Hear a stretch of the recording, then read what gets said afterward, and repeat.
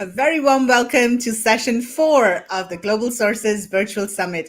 This is the last session of this edition, and we are so excited to bring you the entire summit. And just to remind you, the summit is presented by SellerX and Gembah. They are our sponsors and our partners. Karen, how's it going? Hi, Megla. I can't believe it's the last session of this edition already. Time flies. It does, yeah. Time flies when you're having fun. Yeah, I'm looking forward to the next edition already. Yeah, I know. We're already preparing for the next one. Yes. So let's quickly go over the agenda for this session.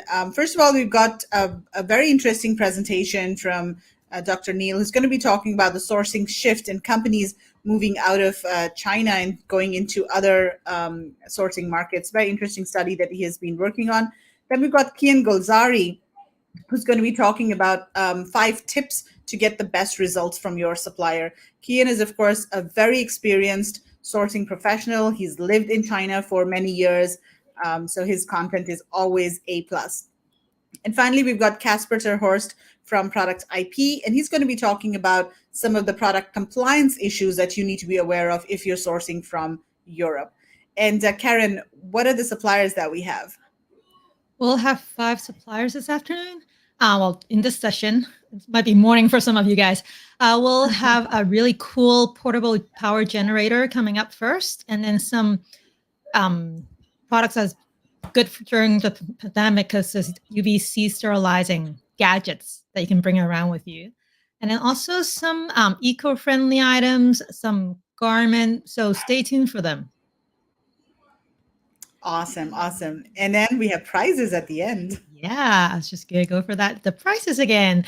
Well, we'll have a free workshop offered by Product IP later today. And then also there will be, let's see, that will also be a free hotel to visit the next physical show in Hong Kong by Global Sources. So we look forward to seeing you in Hong Kong. Fantastic.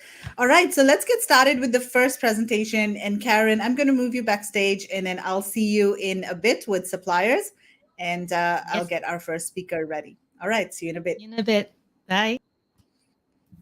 Okay, I'm going to invite our first speaker on stage, Dr. Neil. Hello, Dr. Neil. How are you doing today? Very good, thank you. Very good. It's a lovely day here in Malaysia, where I'm calling from. Awesome. We're neighbors, aren't we? Absolutely. Okay. So very interesting presentation and topic that you have about this whole sourcing shift. And I'm interested to learn what you have found out about all of these companies. You've been tracking these companies for quite some time, and all of the learnings from this study are quite fascinating. So I'm going to go ahead and share your slides over here so you can get started. You have about 30 minutes overall, and we can probably leave a couple of minutes at the end for Q&A, so maybe about 25, 28 minutes for your talk. Absolutely, and I'm excited. And good afternoon, good evening, good morning, wherever you are on this global planet. And this study is global in a number of dimensions because I've been working on this data for over 18 months now, because I was sick and tired of reading articles here and there saying, oh, so-and-so is leaving China, so therefore that's the end of China. Oh, so-and-so is going to Mexico. So-and-so is going to Vietnam. And no one is actually going out to do the in-depth investigation work to understand, okay, what is the totality of the data out there, and to let the data doing the talking, rather than a lot of these articles are actually fueling a lot of political talk, and that is no help to any of you businessmen out there. So let's dive into some of this data that we have unearthed in terms of the sourcing shift out of China. And I say capacity shift rather than closing down factory shift out of China. And it's a big difference. The 132 companies that I have been tracking for the last 18 months most of them have not closed their factories in China.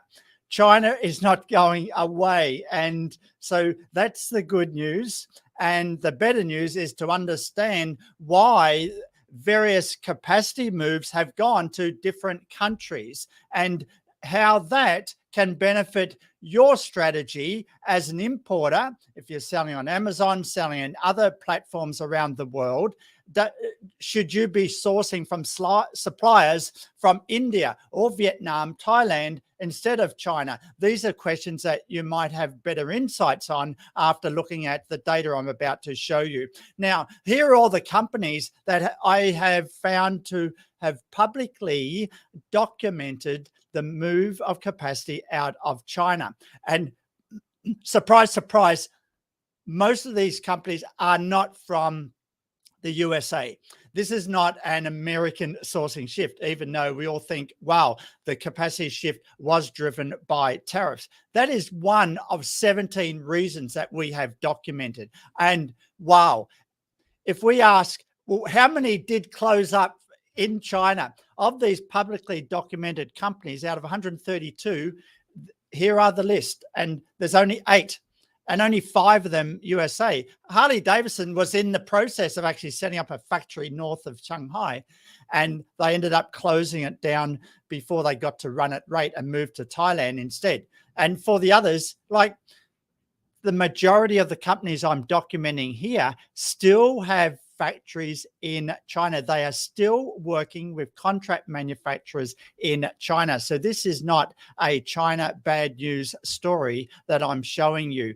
I've documented these times of moving out of China from 2017 all the way to 2024. Now, what is the information I'm drawing my analysis on? It is on publicly made statements by C managers through annual reports and through the media. We are not relying on statements made by journalists in the media. These are actually recorded statements made by C managers of the companies, because we want to have the right data to understand what is really going on. So if we have a look at where they're moving to, a lot of the sourcing shift is going into Southeast Asia. Surprise, surprise. Not much surprise at all, because if we look at across the world, we can see that the dominant countries the sourcing shift move to, that is where I've ordering less from my contract manufacturers or my factory in China and start to order more from my contract manufacturers or factory in other countries, then Taiwan, Thailand, Vietnam, India, and Mexico kind of dominate. But it's not horses for courses. The move to these countries are not all going there for the first time. The sourcing shift to India, for example, a majority of those moves to India are for the first time, whereas a majority of the moves going to Vietnam, which tends to dominate a lot of the moves, 67 out of 132, already have established contract manufacturers or factories already in Vietnam. So it's very important to understand from a strategic sourcing point of view is it costs money to move from one country to another. It costs money to actually set up a new factory in a new country. It could take many years to get the factory fully operational at the same optimized efficiency as what has been operating in China. When you consider the second tier, third tier, and fourth tier raw material supply chain that is feeding the supplier's factory. Wow. So just want you to understand that the blue moves, as you can see on this graph here, is showing the first moves to a new country. So as you can see, there's greater blue for India than there is red, whereas for Vietnam, there's greater red for Vietnam than there is blue, showing that there's greater moves to established operations in Vietnam. An example, Nike, they moved a lot of their capacity from China, going from 32% down to below 20%, and moved it to Vietnam. Did they set up new factories? Well, kind of. They just went to their 116, yes, 116 contract manufacturers they already are contracting with in Vietnam. No surprise there. Vietnam in the last 18 months has become the second largest exporter to the world in the textile and footwear sector. overtaking Bangladesh and second to China. Wow. So it's amazing. It's horses for courses, because there are different industry sectors going to different countries. And India, we see there's a lot of electronics sector going to India. There's a lot of electronics sector going to North Vietnam, and more textile, sporting, footwear going to South Vietnam.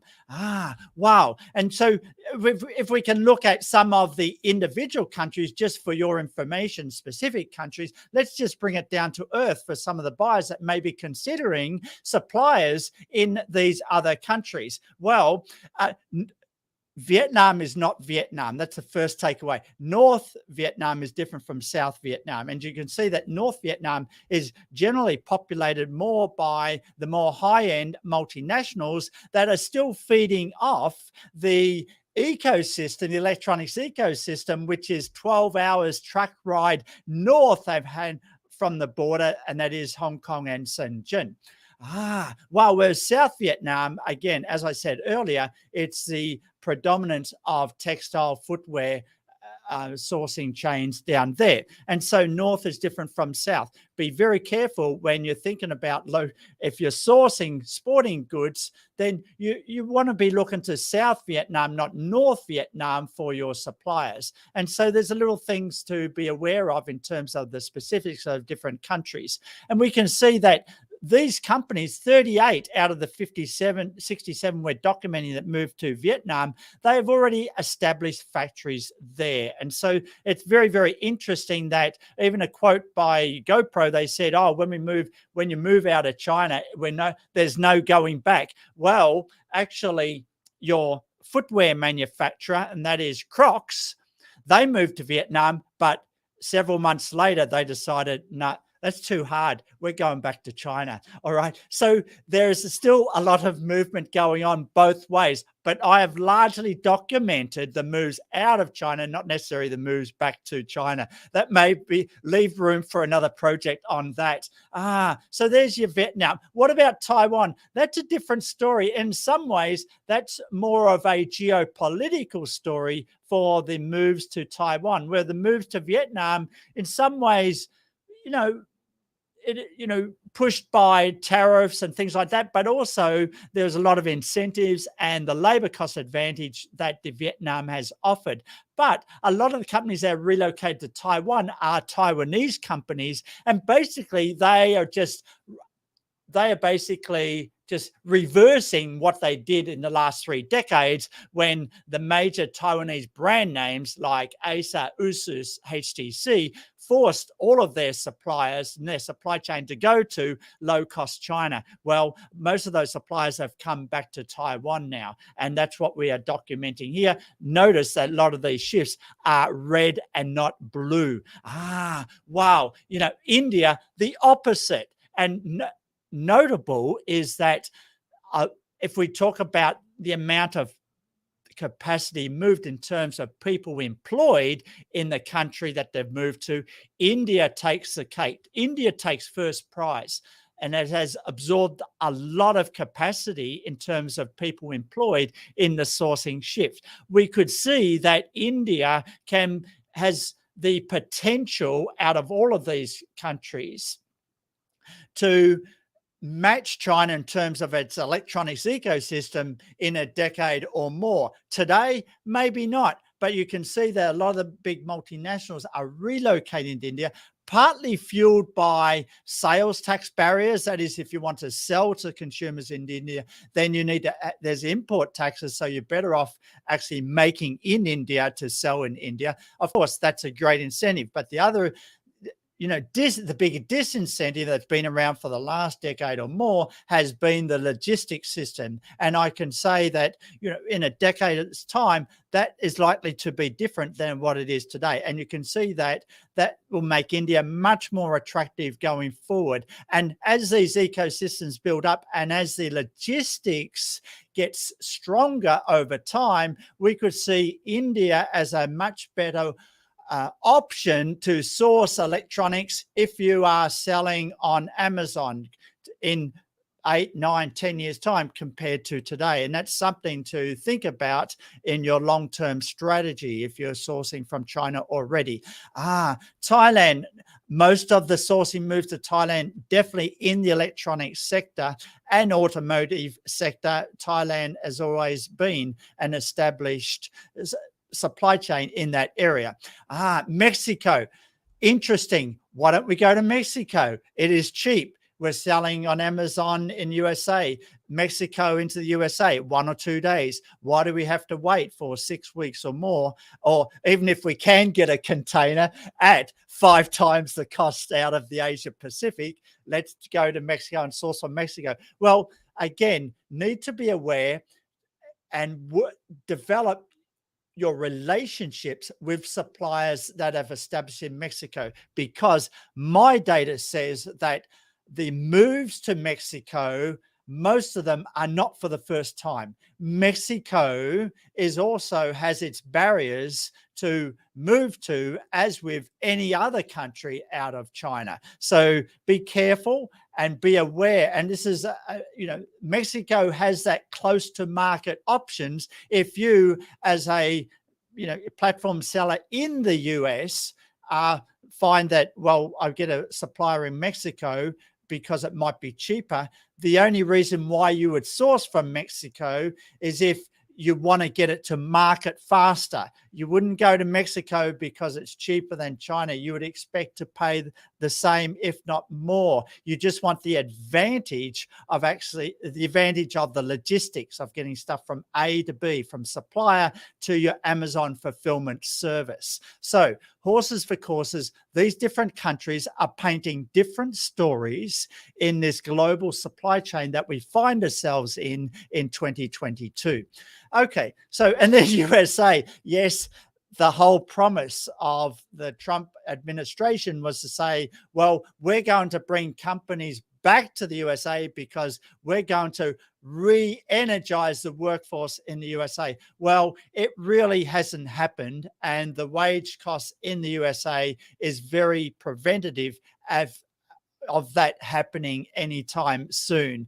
Interestingly, the big mistake that the USA manufacturers made, that was 2-3 decades ago, was to actually say, well, automation is too hard for us. This was back in the 80s. Let's just start outsourcing from China because it's cheaper. Whereas if they made that decision in the 80s to automate and get their SCADA and PLS system all in place, it would have been a different story today. Anyway, that is a conversation for another presentation. Let's get on to making some summaries from my presentation today. Indonesia is a bright spark in the Southeast Asian area. You may want to think about that, but the challenge again is logistics, getting stuff from the supplier to the port to your fulfillment platform. That is still a challenge in Indonesia, as it is in other Southeast Asian countries. But Indonesia is growing, and as you can see, the moves to Indonesia, especially in the textiles, footwear area, household goods, is certainly taking place. Cambodia, yes, if you're sourcing bikes, Cambodia is still there. Now, remember, Cambodia always had that favored country advantage. If you were importing from Asia into Europe, you weren't hit with taxes. Well, the EU has taken that advantage away from Cambodia. And so now Cambodia is struggling in many ways to find its comparative advantage compared to other countries in Southeast Asia. But for the most part, Cambodia has always been a huge mecca for bicycle final assembly. And a lot of Taiwanese some US bike companies are well established in Cambodia, even though they are importing materials from China, from Vietnam, from Thailand to make those bikes. Cambodia is still an option. And then we have Malaysia. Again, Malaysia is challenged in many, many ways, as with any other Southeast Asian country. But it is still, the wage rates in Malaysia are still not higher than China. The wage rates in China are still higher than in Malaysia. And so it definitely has its special locations down in Johor and Penang. If you're looking to source from suppliers there, one big story is that one famous company that you all probably know about is the Dyson brand. Like, it's kind of like the Apple of vacuum cleaners with their air technology, like hair dryers, anything to do with air. You think of Dyson today. Well, Dyson has been making through Flextronics in Malaysia for the last 2 odd decades. They have never sourced from China, whereas Bissell, the oldest vacuum cleaner manufacturer in the world and still privately owned as today, we're over 125 years old, they have actually moved capacity from China down to Johor to join Dyson and their manufacturing. Now, be careful when you are sourcing from these countries. Another takeaway, obviously, for some of you, depending on which country you are selling to, you might want to be aware of the human rights, other ESG considerations that your consumers may care about and what is associated with your brand. And you're probably thinking, oh, China, we want to move away from there because, it's a bit compromised in terms of the human rights, cotton, things like that. But every country has their challenges. This is not a China problem. Even in Malaysia, Dyson has had problems with some of its suppliers in Johor. Not to, pick on any one company, but I just want to takeaway is that no matter what country you are sourcing from, you still, as importer of record, still need to do your evidence collection, still need to do your due diligence just to understand your supply chain, you understand your second tier, third tier suppliers, that visibility in order to protect your brand into Europe, into the USA. Let's and of Japan, no surprise, it's a big red for Japan. That is, every sourcing shift going back to Japan are Japanese owned. And we understand that's the nature of that culture and the way that country is. Philippines obviously is challenging in different ways. And let's just keep on moving on and thinking about the different industries. As I said, electronics does dominate, and there's the country of origin industry type. Of course, the US dominates in the countries, but then, as I said, there's only 8 companies that I have counted that have actually closed up in China, right? And only half of them were USA. The 5th one, Harley Davidson, I said they never ever got to manufacture in China in the first place. So let's just have a look at some of my other conclusions. The reasons for the moving out of China, and this is something you can take away as importer of record, and that is the following. And we can think about issues from China, issues from the USA, incentives from the moving country. These are all push and pull factors that different brand names, depending on which industry, have considered. And these have just come out in terms of a content analysis of all of the quotations that we have actually gathered. And we're talking about over 650 source articles that we have looked at, including annual reports of these companies. And you can see issues from the USA dominate, as well as incentives from the receiving country. Obviously, various countries around the world are competing for these sourcing ships. No surprise about that. Issues from China are still there, and we understand the increase in labor costs in China has been going up for over a decade now. We know that there's always been a challenge. Your suppliers in China have always given you that challenge. And after the first order, you may have got a first order at a very nice price when you went to Alibaba, when you went to Global Sources. But on the second order and the third order, you're probably scratching your head. Why did the price go up? Well, obviously, a lot of suppliers may want to lock you in, and then they'll get their margins out of the second, third, and fourth order. These are different strategies that you need to be aware of when you're sourcing from countries where the wages are rising. And for that matter, in all of these countries that I've talked about, the wages are going up. So these are things to keep in mind that many of you are probably already aware of.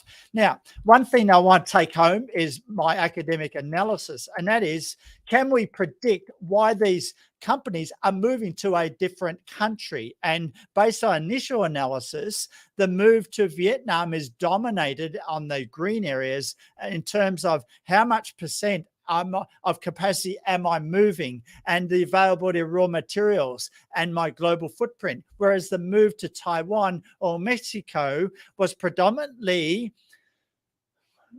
moved by USA-owned companies. If we talk about India, a lot of it was due to the scope to improve the supply chain, and much less whether the company was US-owned or not. And so horses for courses, there are different reasons for going to these different countries in this region of the world. And I think for buyers that start to look to sourcing outside of China, the details in this project can give you great insights as to the advantages and disadvantages of thinking about, if you want to think about Vietnam for the first time, or India for the first time, or Mexico for the first time. And for many of you in the audience, this is probably something you've started thinking about for the first time. China has always been the safe bet to go to. And now you're probably thinking, well, maybe we need to source from a second country, or maybe we need to have an alternative for a new product line that I'm developing. And then, like what a backpack manufacturer was doing in China, they had 4 lines of backpacks.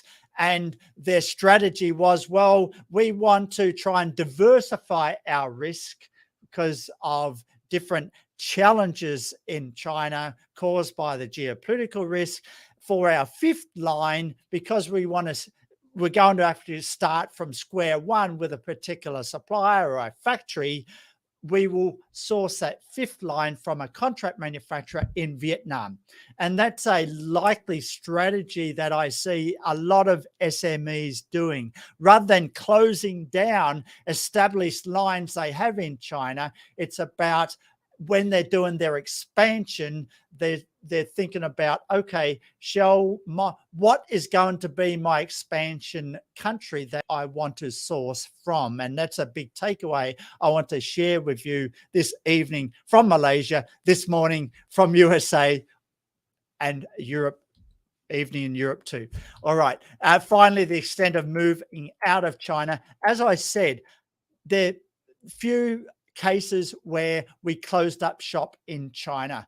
Most of them were a percentage shift, and a lot of these companies are growing. So in some ways, their China footprint is not getting smaller, although in the footwear area, we noticed that Puma, Adidas, Nike, their footprint in China did go down, because on average, they had over 30% of their sourcing from China. On average, they have moved that down by 10%, down to around 20%, and actually grown their footprint in Vietnam by that same amount. But it's not all beers and Skittles. Even if you are a large multinational, as Adidas found out in the middle of last year when Vietnam was locked down for 2 to 3 months, and Adidas lost over $800 million there because it couldn't manufacture various lines of its footwear. And so, all of these countries are challenged in different ways under these COVID times. Some of the big takeaways I want to share with you, if you are an SME, you're sourcing for the first time. Number one, yes, you can consider looking to a second country for a new line that you may be sourcing, and that's something you want to experiment with as you are expanding. And at the same time, you also want to consider, no matter what you do, to always focus on doubling up, tripling down on your communications, not only with the supplier, but with the merchandiser that you're working with, or the third-party inspection company that you are working with. the criticality of your communications with your supply chain is just even greater under these border closures in this area of the world. I just want to leave Global Sources and this evening's presentation with you, and happy to take questions. Thank you, Megla, for letting me share the stage. Thank you so much, Dr. Neil. That was very insightful. I'm just going to remove your slides from here. So everybody watching, let us know if you have any questions. I thought that was very insightful and very interesting to understand the different reasons why companies are moving to different countries or diversifying. So what do you think about the supply chains in different countries? I think that's one reason why people don't want to move out of China, and they're comfortable because the supply chains are so developed, especially electronics, but also all types of other products, whether it's home products, plastic injection, everything. The supply chains are very established. Are you seeing other countries such as Vietnam, India also investing more in supply chains of specific categories, especially like electronics or plastic injection industries, etc.? Yeah, I can imagine. Okay, a lot of these investments that Vietnam is making, Thailand, India, they are driven by the multinationals setting up and expanding their capacity in the countries. And so that is what is leading the charge. Of course, there are government tax incentives that are incentivizing these shifts, but one thing that the multinationals that can do for the benefit of our audience, for the benefit of SMEs, is that they actually bring the ecosystem, they make it economical for first and second tier raw material suppliers to start establishing and starting to ramp up production. And then that helps feed off smaller assembly operations, which is what has happened in China in the last 30 years. Right. Okay, so I don't see any questions from anybody over here. What's the best way to reach out to you in case anybody wants to reach out and talk to you? Absolutely. Please, you can get me at neiloconnor@gmail.com. So that's just my full name, Neil O'Connor, without the apostrophe, without the G, @gmail.com. Please do contact me. Happy to have a talk and share with you more details of this exciting study. Awesome. Let's see, we have one comment. Trish is saying great information. Thank you. Allison says really great information. So yes, I agree. All right. Thank you very much, Dr. Neil. Very nice to see you again. Oh, wait, we've got one question. What incentives are needed to lure manufacturing? Well, there are different push and pull incentives. That's very interesting because I've had some people inquiring with me talking about, okay, so what government should do. And one thing, the incentives are for the manufacturers and incentives for actually importers around the world to actually come and order from that particular country. But the number one incentives are setting up the ecosystem. In Penang, Malaysia, Johor, Malaysia, you've got North Vietnam, definitely setting up the technology parks. India, their biggest incentive is you come and establish in India, you can bypass the import sales taxes that we're going to put on your product that you bring into India to sell in India. But the biggest incentive for India is different from the incentives in Vietnam. The incentives for Vietnam are the re-export because there's only 90 million consumers in Vietnam. In India, you can see that the consumer market is going to be ginormous the next 5 or 10 years. And so the incentives to set up in India is definitely being close to market and not necessarily just for export purposes. So each of these countries have different comparative advantages. And this is something that governments need to be more aware of. And you can count technology parks is an interesting example. Like there's 1,200, 1,300 technology parks in the region, but over 600 of them are in China alone. And so it's a matter for other countries in the region, they are getting with it, and it's a matter of them expanding. And this sourcing shift will help fuel this expansion and the ecosystem. It will drive improvements in the logistics. It will drive improvements in the warehousing space, and it will drive improvements in the shipping container terminals that need to be set up. At one stage in Vietnam, there were plans for 90 different shipping container terminals, but a lot of them were just, piles in the ground and just concrete. They were never ever finished because, unfortunately, for Vietnam, there's a lot of unjoined up planning. It's very decentralized in terms of the various county governments in trying to organize. Opposite to Guangdong, things are very centralized, and they're just able to organize shipping terminals, new airports, and new ecosystems overnight. And so the other countries, they're just going to learn through this competitive landscape. The multinationals are definitely a big driver for this, because the multinationals, they bring visibility to what incentives are needed by governments if they haven't got them already. Right. Very question. Fascinating. Yeah, very fascinating. I think we have to bring you back and have another deep discussion about this at another webinar. So thank you so much, Dr. Neil, for joining us, and I'll see you around. Thank you. Thank you, Megla, and good night, good morning, everyone. Bye for now. Bye. Okay, so let's move on to the next session, and I'm going to invite Karen back. Karen, we're running a bit late, so yes. Okay, let's start with our suppliers. Yes. First of all, we have Pam from Korea with us at Perth. Hello. How are you? I'm really glad to participate this Global Sources Summit. Yeah, and I'm really excited. Good. You have a video that you want to show. Do you want me to show it now, or do you want to give a brief introduction of your company first? Maybe a 1 minute introduction. During the presentation, I will Q-sign. Okay. Okay. So I start the video now. Okay. I will say Q-sign during the presentation.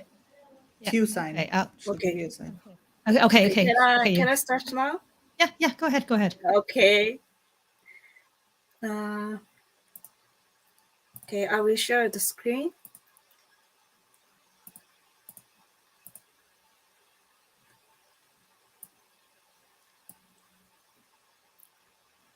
Can you?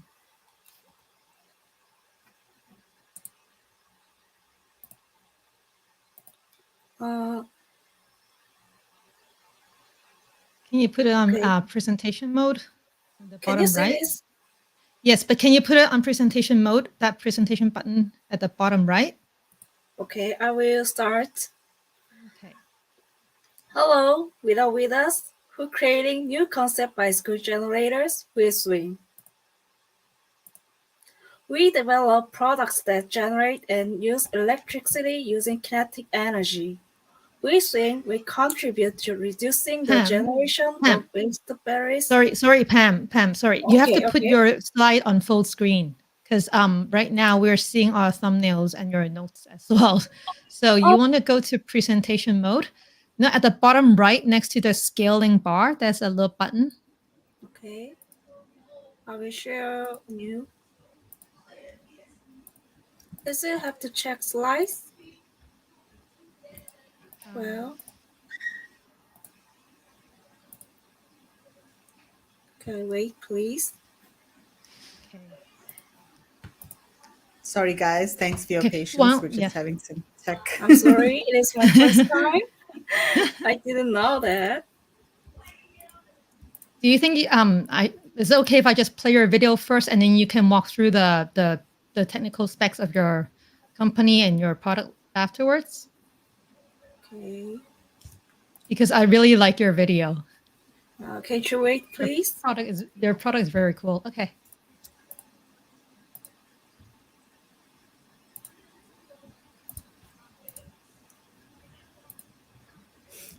So sweet. Trish is saying all good. Thank you for waiting, guys. Okay, we see her slides, Karen.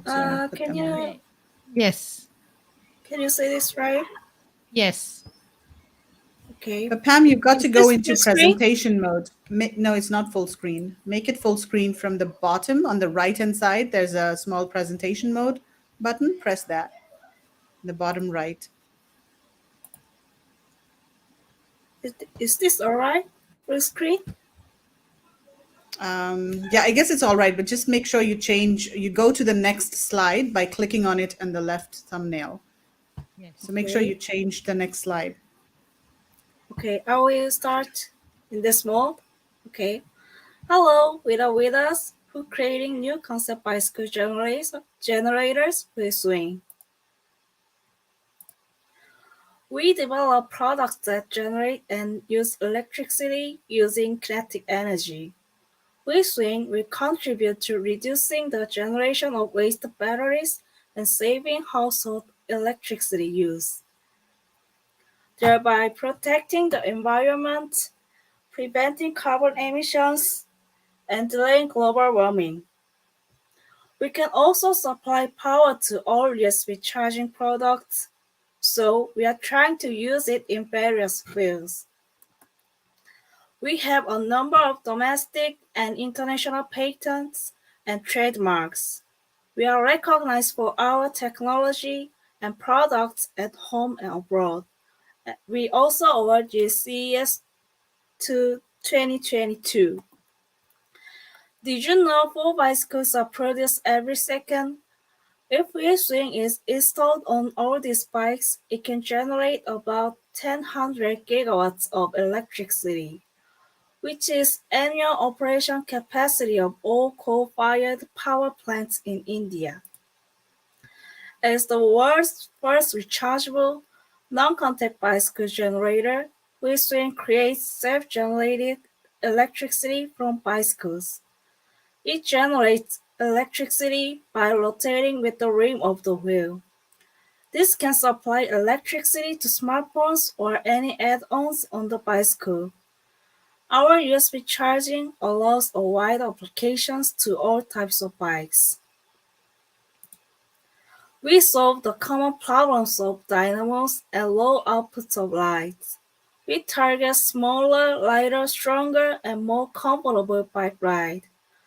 This non-contact tech can be used not only for bicycles, but also for any rotating wheels. Starting from 2020, our lineups have been developed, and now we proudly introduce Photon Special. It's smaller and more powerful. We target to release it this year.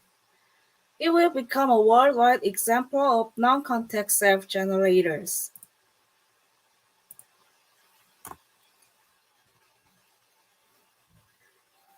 Okay, let's watch the video Photon Plus. Please show our video cue.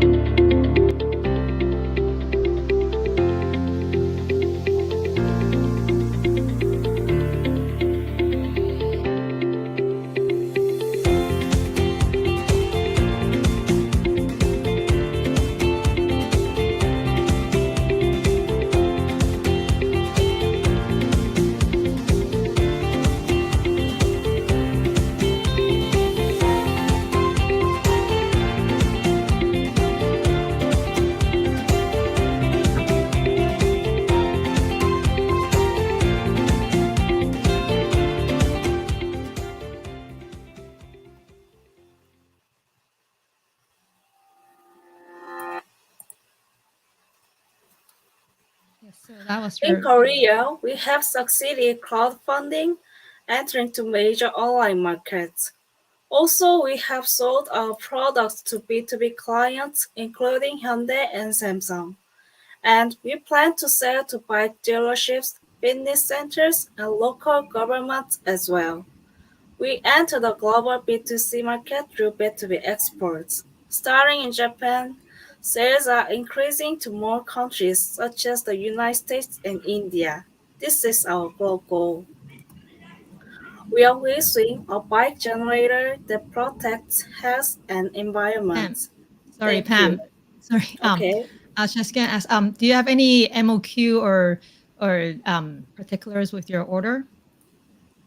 Okay. The MOQ is basically is 10,000, but we can negotiate anytime. Okay, that's good to know. Okay, for those that have they're interested in the product or will have questions for Pam, please reach out to her at www.globalsources.com, wus.co. She'll be happy to answer your questions there. Thank you very much, Pam. Okay, Thank you, thank you Pam. so much. Thank you. Bye-bye. Okay.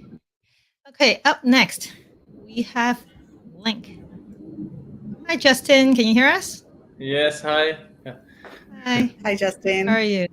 I'm fine. What about you? Okay. We're doing well.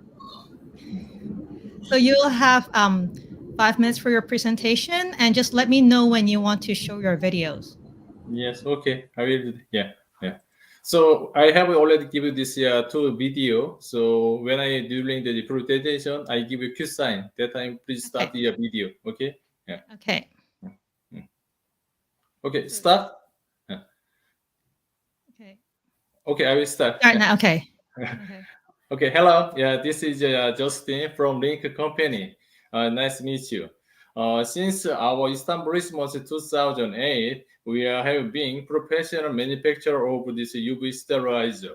So far, we made a self UV sterilizer and toothbrush sanitizer, sterile tumbler, and razor sanitizer, etc. Yeah, we manufacture various kind of sterilizer product.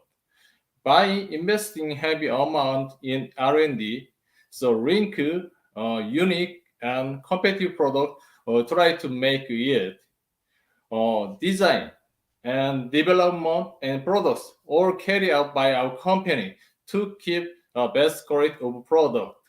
In this time, we will introduce two our represent of product.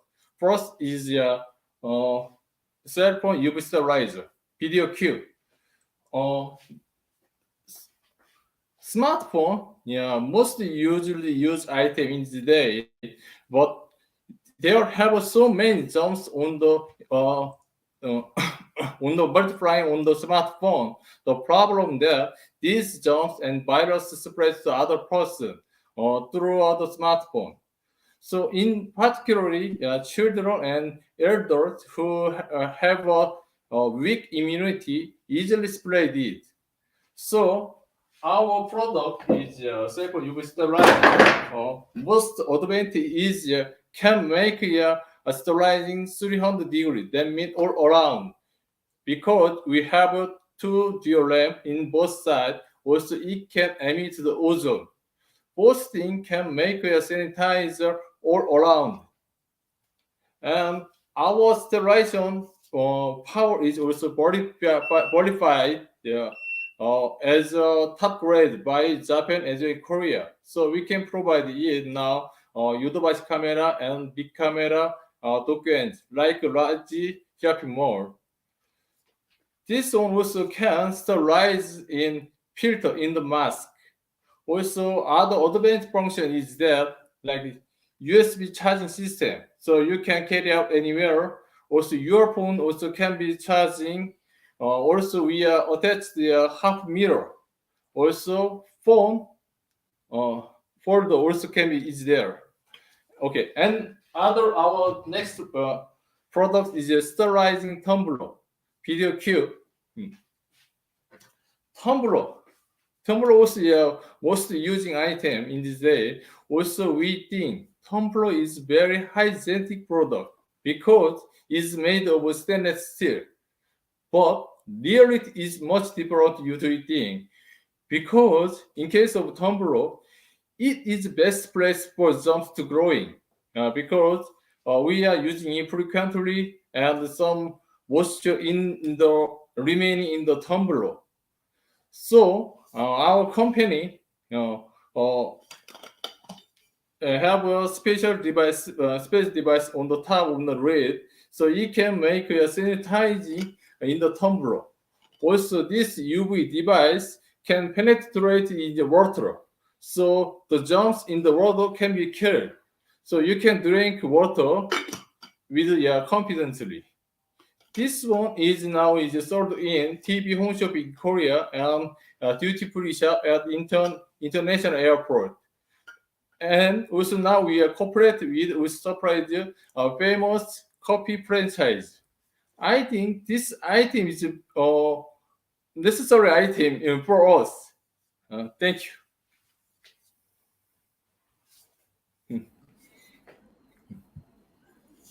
Karen, you're muted. Oh, sorry. Those are very nice products. Anyone have questions for Justin? Or No. Yeah. Okay. So if anyone are interested in his product, please reach out to him at globalsources.com / link365care.co, because I think these are great products, especially during the pandemic, and everybody's trying to be healthy and be out there again. Okay. Thank you very much, Justin. Thank you. Yeah. Thank you. Okay. Bye. Bye-bye. Bye-bye. Okay. Before our next speaker, we'll have one more supplier presentation. Okay, let's see. Hi, Catherine. Seems like you are muted. Can you unmute?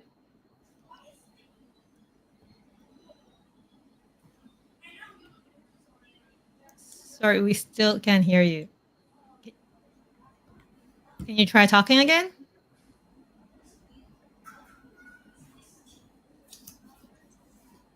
Oh no, we can't hear you. Okay, we didn't wish for the tech to be smooth today. Yes, because Yeah. yesterday we did. We had our fingers crossed and everything was so smooth, and we forgot to do that this morning. I know it has to happen. You know, you have to have some issues in a live show, right? Yeah, I think or else they're it's not a live speaking. show. Exactly. What's the fun of a live show if there are no tech issues? I think Catherine, can you- their audio is just very low. Hello. Yeah, Catherine, can you try? Yeah, we can Okay, hear you now now. we It's a can. little delayed, but yes. Okay, so you have 5 minutes. Make sure you keep it short. Trish, Okay, yes, can we we do. start Yeah, okay. So you have 5 minutes for your presentation. Okay, Please go ahead. Hi there is Lucky from Average, and now I will have a short presentation about our company. Our company has been developing, producing, and marketing drink beers for over 22 years from now on. And our product actually ranged to drink beers, to home kitchen products, outdoor products, and accessories. The materials are 100% of food grade safe and compliant with European and American food safe standards. And we have already passed the third-party tests such as FDA and ARFGB, meeting TUVGS requirements. Profession, stable quality, innovative design, faster shipment. That's all our advantage. You can see our products all over the world, and you are always welcome. Next, my colleague Catherine will introduce some main products to you. Thank you. Hello, this is Catherine. I'm introduce our products to you. And first, I will introduce the most popular products in our website.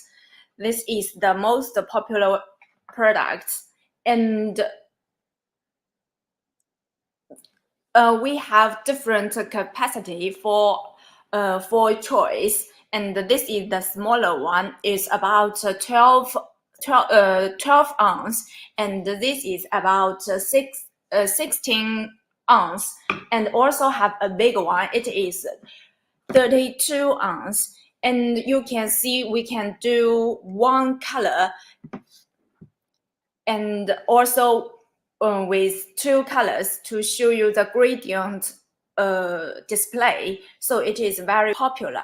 And also you can see that we have a handle here and also a handle on the top of the lid. So when you have when you don't want two handles, only one is okay, so that we can use the handle of the lid. And also the open here, it can be locked. it can be locked. And it is easy to open. So this is the most popular products in our website.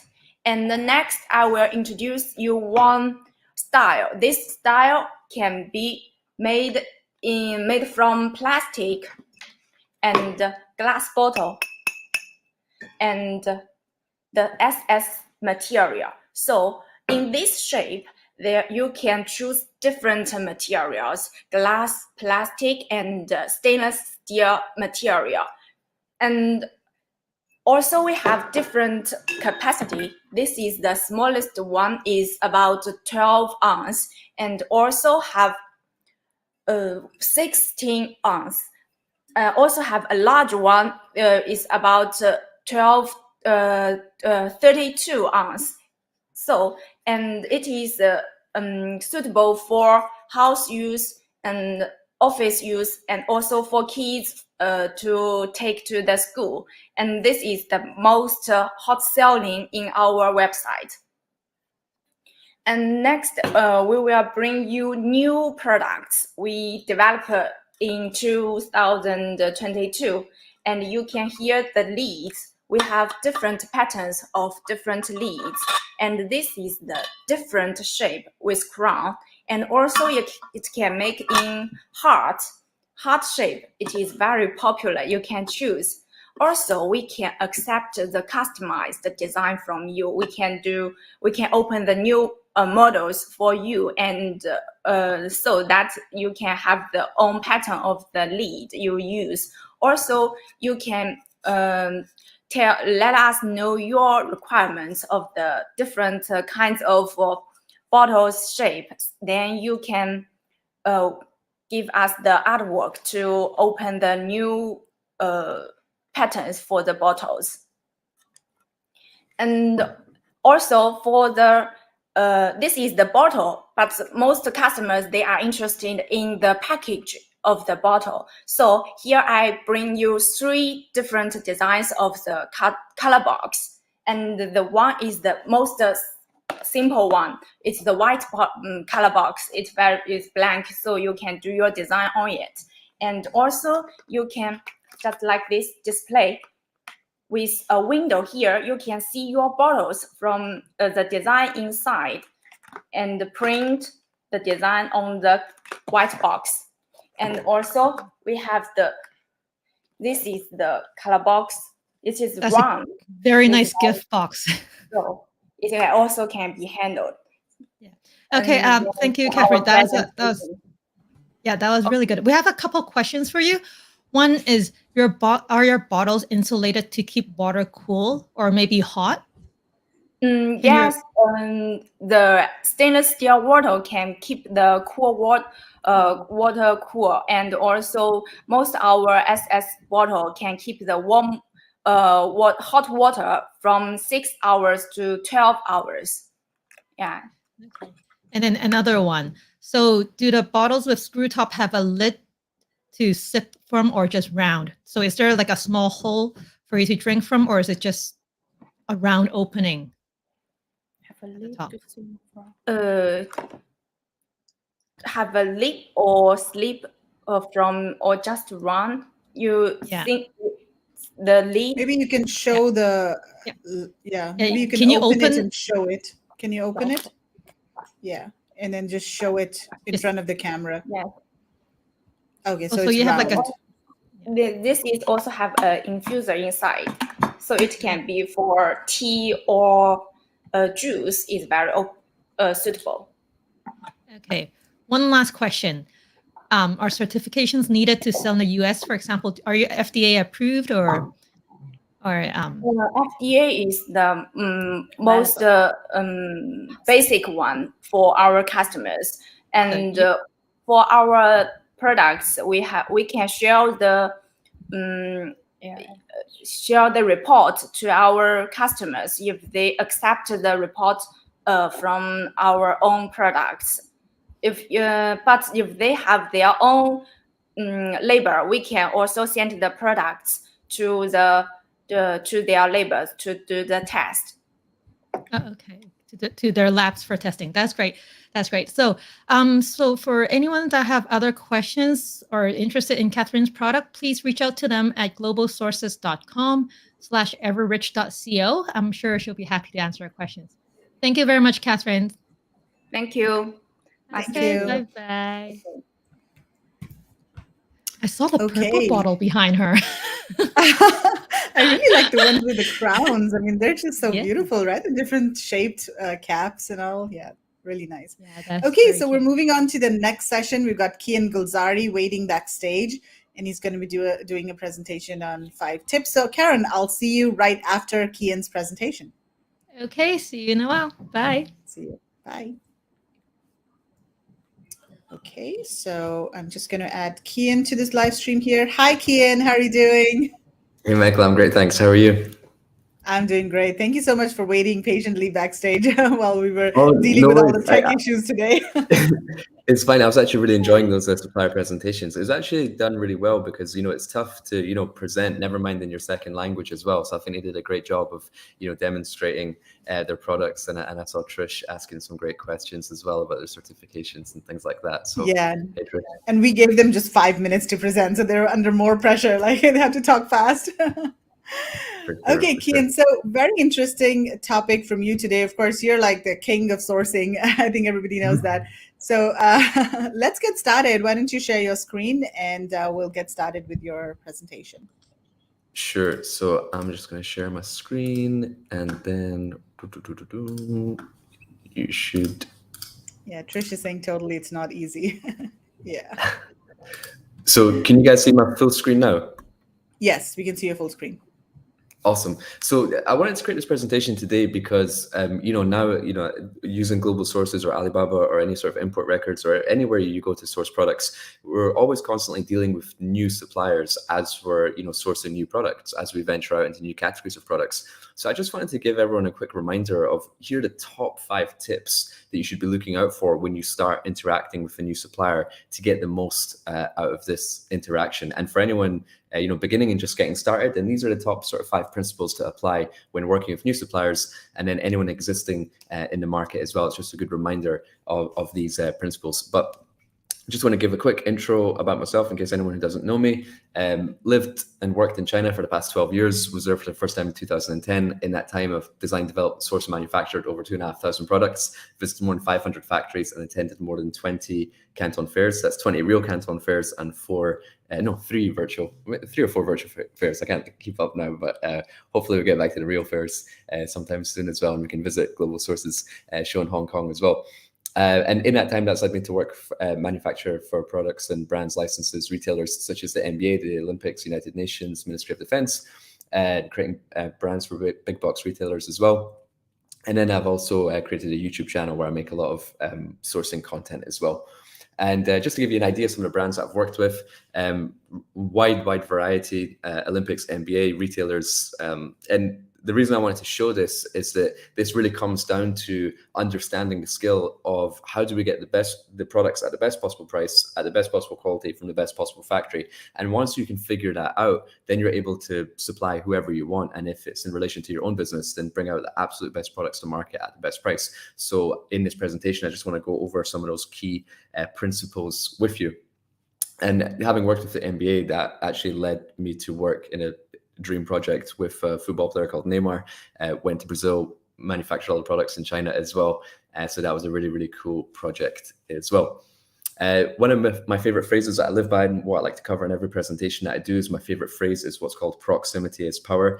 And I just believe this. And I feel that if you want to get the best results in your business, you have to put yourself in proximity of where you can get the best results. So when I wanted to understand more about China and product development, I moved to China. When I wanted to start working with the NBA, I moved to LA. And I'm not saying just move around the world to sort of achieve your goals, but just put yourself in proximity of where you can achieve the best results. So attending this live conference today, learning more about supply chain, you've put yourself in that proximity. So that's just something I hold very dear. But okay, so let's get into it. What are we going to learn today? We're going to cover how to find the best suppliers online. Once we've found them, how do we build a good relationship with them? After that, we're going to find out who are your supplier's biggest customers to figure out where's their attention going. We're going to go over the sample process to make sure it's very clear and defined and to basically eradicate any QC issues. And then finally go over the pre-shipment inspection process in order to get the best results. So let's figure out, okay, how do we work with the best suppliers? And using global sources as an example, I believe that the most important thing that we should be doing initially is only working with verified suppliers. And verified, for anyone who doesn't know, it just means that the information that has been put on the website, whether it's global sources or Alibaba or anywhere else, that information has been verified by a third party. And that third party might be like an Intertek or an SGS or anyone that's gone into the factory. So if they say that they have 50 workers in the factory, that's been verified. If they say they have 25 sewing machines, that's been verified.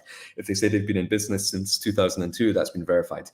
But it's very, very dangerous and very risky when we work with suppliers who are not verified, because the information that they said in their listing, we don't know if that's true or not. But once it's verified, we do know it's correct. So we, without us able to go to China right now, we can still paint the picture in our head of who we're actually doing business with. So only working with verified suppliers is super important. And think of the verification as like a blue tick, right? Like we see on social media, whether it be like Facebook or Instagram or Twitter. If you're looking at a celebrity's account and they have that blue tick, that means that they are actually that person. I kind of view it the same as well when I'm looking at suppliers on global sources and Alibaba. I'm looking for that blue tick, that verification before engaging in conversation. So the key bits of information that I want to know which are verified are things like factory location, number of years in business, number of employees, certifications, machinery, factory size, number of production lines. And why that's important is that, if you're doing a product like a podcast microphone and there's only sort of 2 production lines, then we know it's quite a small factory. But if we see another one which is like 50 production lines, we know it's a reasonably sized factory, and both are okay depending on what our requirements are. So if, for example, we just wanted to do this item for the first time and we're just getting started and it's 300 pieces MOQ, well, we know we're much more likely to get that from the factory which has 2 production lines, because they're also quite a small company, so they're willing to work with us. But if we go with our order of 300 units to the factory which has got 50 production lines, it's very, very unlikely that we're going to get that. So we already know before we reach out to the manufacturers what are the possibilities of being able to work with each other. And then you can use all of the other information as well, such as, I always like it when a factory's got in-house testing. So if they're a backpack manufacturer and they've got, machines for testing the fabric strength and the waterproofness and stuff like that, I know that they're actually rigorously testing these things. They're testing the materials as they come in, they're testing the samples as they complete them. So that gives me a lot more confidence that they're a much more reputable factory to work with. But I only knew that information to be true because I saw that information was verified. And there's a step that we can take above that to sort of see with our own eyes, but I'll cover that in the next slide. And in some instances, I'm not saying that suppliers which aren't verified are bad suppliers. They just might not have gone through that verification process yet. So if you find a supplier that you like, but they're not verified, then you can contact that supplier directly to find out more information about their company, such as what patents do they own, what product certifications do they have, what audits do they have, what licenses do they have. And you want to see these certificates. And the most important thing to look out for is that whenever they send you a certificate about a factory audit, you want to make sure that the company name and the factory address on that certificate matches the company name and address that they put on their online listing as well. But if their company is called Shanghai Profit on their listing, but then the factory audit is called Health and Wellness Shanghai, then you're like, well, these are 2 different companies and something fishy might be up. So it's very important to, once you do get these documents, verify it's coming from the same company. And then after that, I always like to ask for references of which other customers that they supply in the market. I've put US market here, but whichever market you're planning to supply, I want to know who else they also supply in those markets as well. And they can prove that to you just by showing you, not the purchase orders or confidential information, but just images from their production line or the carton markings and stuff like that. So we can see that those products are actually going through their factory as well. So once we've verified those suppliers, we've found the ones that we like, the next key thing is to build a relationship with that factory. And, I've always built my relationships, face-to-face in China. That, in my opinion, is the best way to do it. But with it being very, very difficult to get to factories and to get to China and get to fairs at the moment, the next best way is to do that via WeChat. And for those of you who don't have WeChat, that's just the icon there. You can download it in the App Store. And I love using WeChat to essentially build my relationship with the factory. So I'm going to have my conversations in terms of, price and delivery date and things like that, all the important order information, I'm going to stick that to our chat on Global Sources or by email. But when it's, hey, just like quick updates, can we see inside the factory? The goods will be ready for inspection in 2 days. Can you just do a quick video call? And this is a screenshot of me doing a video call with a factory because I want to check up on the goods to make sure that they're ready before the inspection. So we have access inside the factory via WeChat, but first we have to build that relationship. So with these factories just sort of coming out of Chinese New Year, now is a perfect time to build a relationship because we can be asking them, how was your Chinese New Year holiday? What did you get up to? Did you go back to your hometown? How did you celebrate? I heard there's loads of like fireworks and celebrations. Do you have any videos? What type of food do you eat? Did you get any cool presents? All that sort of fun stuff. We can have those conversations and use that to build up the relationship so that when we need to have conversations and get eyes and ears inside the factory, we already have that sort of closeness and that connection via WeChat as well. And I just included some photos here of me and some factory bosses and some friends that I do business with in China.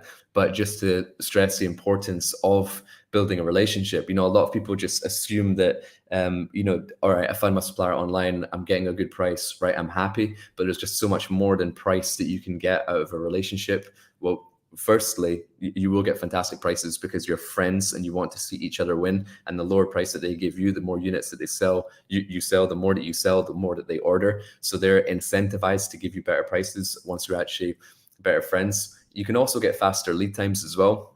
Many times I've called in a favor to get an item to the front of the production schedule because I'm about to run out of stock if I don't get it soon. So I just call the boss, ask for a favor. And again, going back to that verified information, seeing the number of production lines that they have. If they only have 2 or 3 production lines, then chances are those production lines are going to be full and busy. But if I know if I'm working with a factory which has got maybe 40 production lines, then they can open one up for me to basically help me with my faster lead time if I need it. The other good thing about a nice relationship is that they offer you new products as well, because while we work on products ourselves, the factory also constantly innovating and they're developing new products as well because they're making these products for so many different customers all over the world. And because we're good friends, we're like, hey, Kian, by the way, we're working on this new like podcast microphone. It's got like the best technology in terms of breaking down your voice and transferring it through your laptop or whatever it may be. And they're like, do you want to see it? So you can trial new products. And just in the last supplier presentations that we were looking at innovative new products in terms of the bike and the bottles and things like that. And just imagine you have all these suppliers like that, which are reaching out to you and showing you their new products because you have a good relationship with them. So it can also cut out some of your development time, that those new products just come to you rather than you going out and creating it because you have a good relationship with your factory. And then finally, the great thing is also instant communication as well that we demonstrated through WeChat. So I made this like little chart. It's very basic, but I just wanted to sort of re-emphasize what type of conversations I like to have on which platform. So on your email, you want to keep the important points of business, the order information, the prices, the delivery dates, and all that sort of stuff, because you don't want that information to be lost in WeChat. Like if you agree a price of like $750 and then like 3 months later, you're ready for shipment and you're doing the purchase order and they send you an invoice for like, $775. You're like, no, we agreed $750. They're like, where? And then you're scrolling through like months of WeChat messages trying to find that price. And then sometimes the messages can be lost. So always keep the important order information to email and just use WeChat as a backup. All your formal conversations, your confirmation of production, all that sort of stuff, keep it to email or your chat through Global Sources and Alibaba. Especially if you have trade assurance and you want to get your payment protected as well. But then I more use WeChat for friendly conversations, just sending photos and videos, getting updates, and just more personal conversations as well. So that's just quite key to emphasize as well as we're using that. And then number 3, so we found our favorite suppliers, we've built a relationship with them. A really important point is I want to find out what is the main market that you supply. Like, where's your attention going? In that, like, factories are making products for their domestic market in China. They're exporting maybe to South America, to Africa, to the US, to Europe. But I want to know, like, where's the majority of your attention going? And again, with that verified information that we can get on Global Sources and on Alibaba, it also tells us which percentage, what percentage their exports are going to. So, like I said, I want to know where their attention is going because that's important. Like, Trish asked a great question about the certifications required FDA for the bottle.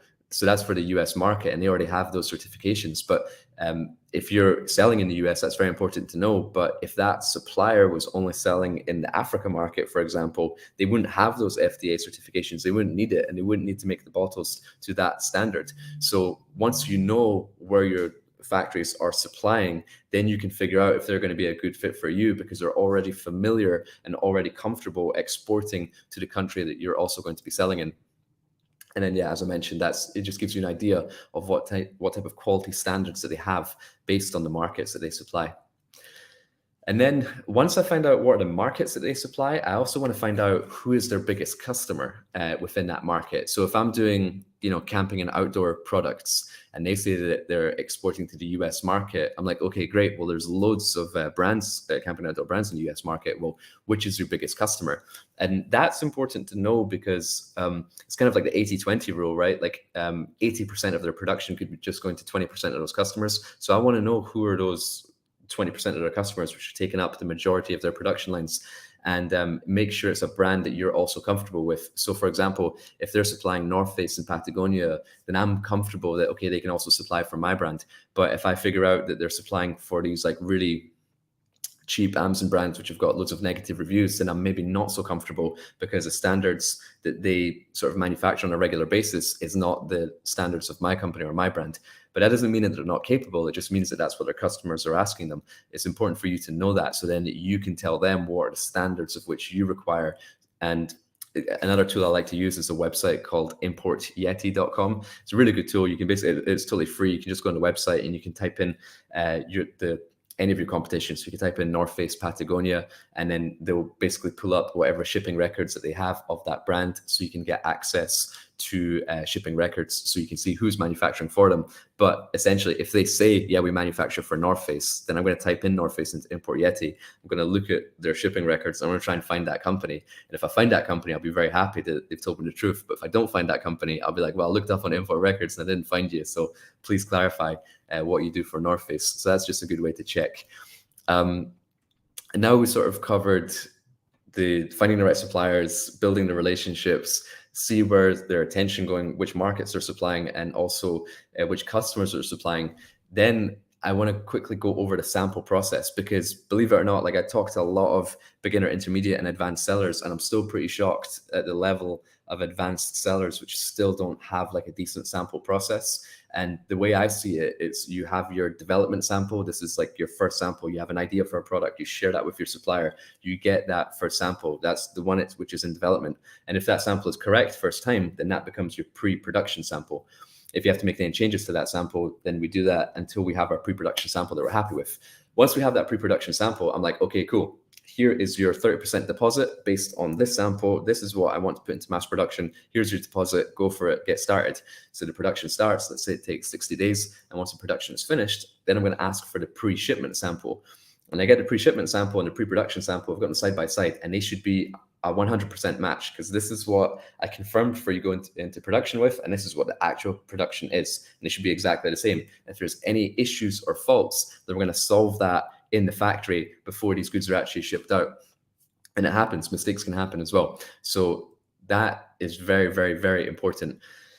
And like I said here, you always have to receive your final pre-production sample that you can confirm before placing the deposit and starting production. But I see where many sellers go wrong is they're like, hey, do you do this outdoor camping furniture chair? Yeah, cool. All right.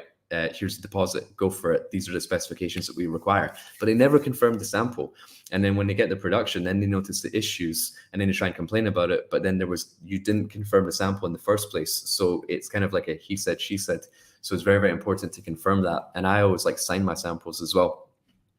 Then after production, you'll receive your pre-shipment sample that you should confirm before placing your final payment.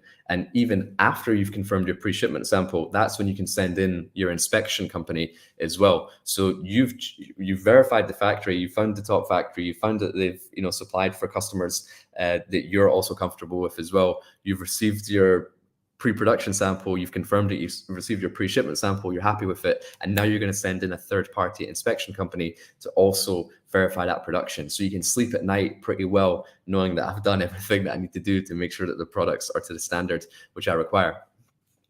And then once you start making more orders with one supplier, I would start adding your order number on your production label.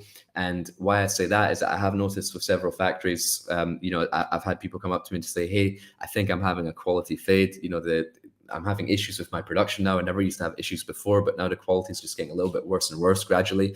And what suppliers can do sometimes is that, you know, in between order 1 and 10, gradually they might start reducing the quality of the raw materials so they could save a little bit on cost. But it's very, very hard for you to notice. But if you put your order number on the label of every product, let's say, for example, I'm doing these t-shirts, on the washing label, on the care label, I'm putting my order number. If it's 4042, I'm putting that on the label. And then once we get to order 10 and the order number is 5984, well, I'm keeping all these samples in my office and I'm going to bring them out randomly and I'm going to check from all the different productions and they should all be exactly the same. But if the one from the latest order is much lighter or thinner than the one from like the second order, then I know that a sort of a mistakes happened, or you know, they've taken a shortcut on production. But I know that because I've kept samples from every single order and I know which samples relate to which order because the numbers on the production label. And this could also be the case if you ever have any quality issues and let's say Amazon say, right, these products are not compliant, you have to remove these items immediately. Well, you know from which order you had that issue, so you can just recall all the orders which have that order number on the label, rather than if you have goods everywhere in different warehouses all across the country in different countries as well, you know which ones you have to recall because you know which ones came from which production because you have the number on the label. So that's super, super important as well. And then finally, as I mentioned, for the ultimate protection, I always like to carry out a pre-shipment inspection for every order. And why I like this as well is that it sets a precedent to your supplier that you're a customer that checks all the details. And, you know, sometimes we can have good relationships with suppliers, as I demonstrated, but mistakes happen. Sometimes it's our fault. Sometimes we send the wrong barcode or the wrong label, or the purchase order had like the wrong breakdown of quantity or whatever it may be. Mistakes can happen from our side and their side, and it's not intentional, but the pre-shipment inspection report always picks that up. And I had one situation where I was doing some black leather military boots, and you know the leather is cut, but they use a silver marker pen to know where to cut the leather to then sew it into the boot. And they normally wipe off those silver pen markings on the boot after they've constructed the boot together. But for whatever reason on that particular order, whoever was there, which was supposed to clean the boots, was not there that day. They boxed them up and they packed them out. And then the pre-shipment inspection report caught that we had, you know, 2 40-foot high cube containers worth of boots with silver marking pens on them. So we were able to say, right, take out all the boots, clean them, polish them, let them dry, put them back in. And they did that free of charge at the supplier's expense because we figured out that issue. But that would have been so expensive if we had imported it into the UK, found that issue, and then had to pay like UK labor to unbox, clean, dry, repackage, rebox the master carton, repalletize. That would have been a disaster in terms of cost. But it was picked up in the pre-shipment inspection report. And for the value of the order and a pre-shipment inspection only being like $200 or $250, it's so important to have these checks. And then, and like I said, even if it's a factory you've been working with for years and years, it's still very, very important. And here's the other thing as well, like if a factory is ever considering, like if they're doing the production and they have like, you know, a dirt mark on the product, because they know you do inspections on every order, they're going to make sure that they clean that. But if you don't do inspections, they're like, oh, it's fine, they're not going to notice, just ship it, it's fine. But they know that if something gets picked up on the pre-shipment inspection report, then they have to reorganize and repack and redo the entire order. So that always keeps your standards very high if you have an inspection on every order. And, you know, a lot of people haven't done an inspection report, or if they do get one, they don't really know what to look for. And I would just say the most important thing to know is what's called the AQL, which is your accepted quality level. And for anyone who's not done a pre-shipment inspection report, or if you have one, the first thing I look at is the AQL.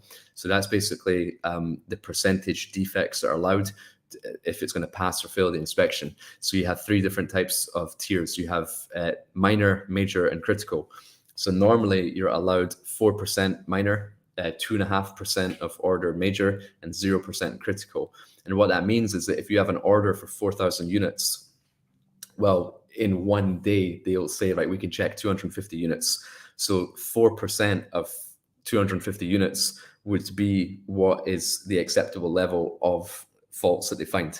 And then, you know, an example of that is, let's say we're importing a kid's scooter. A minor defect would be dirt mark or scratch mark. A major defect would be the handlebars are supposed to be 7 centimeters, but they're actually 5.5. Like, the product still works, but it's a pretty major defect. And a critical defect would be, well, the wheels don't turn, like the product doesn't work. So those are kind of like the 3 different levels. And then I always look for that in the inspection report to see if it's passed or failed. And even if your inspection fails, doesn't mean that you can't ship the goods. So you might see that it failed because there was more than 4% of like dirt or dust marks on the bikes. Well, in that case, I would just say to the supplier, I want you to just clean the products and then repack and reship, and that's fine. And we don't need to do another inspection. Just send me videos of your team actually doing that, and I'm happy with that. Or if it's like a major defect, like the paint, the paint was all chipped and scratched and all that sort of stuff, then I would say I want you to replace all the damaged ones, and then we're going to send in the inspection company again to re-inspect to make sure that you pass. So that's kind of the levels and what I would look at. But it's such an important report and such an important document to have, so you can sleep at night when your goods are on water, knowing that what's arriving and what's going to go into stock and what's going to be sold on Amazon is something that you're happy with. And a lot of people always ask me, like, well, which inspection companies do you recommend? And I work with many. So if you are ever interested, I've put my email down below, k@sourcingwithkian.com. And I've got a list of companies. So feel free to reach out, and I'll provide you with the companies that I work with. So those were the kind of the 5 main tips in terms of working with a new supplier. It was, if my memory recalls correctly, working with verified suppliers, building the relationships with those suppliers, finding out where their attention goes, understanding the sample process, and then always carrying out a pre-shipment inspection report. I do have a YouTube channel. It's called Sourcing with Kian. I do just make sourcing videos, whether it's about MOQs or samples or logistics or sourcing agents or anything like that. So if you are interested in more sourcing content, definitely check out Sourcing with Kian on YouTube.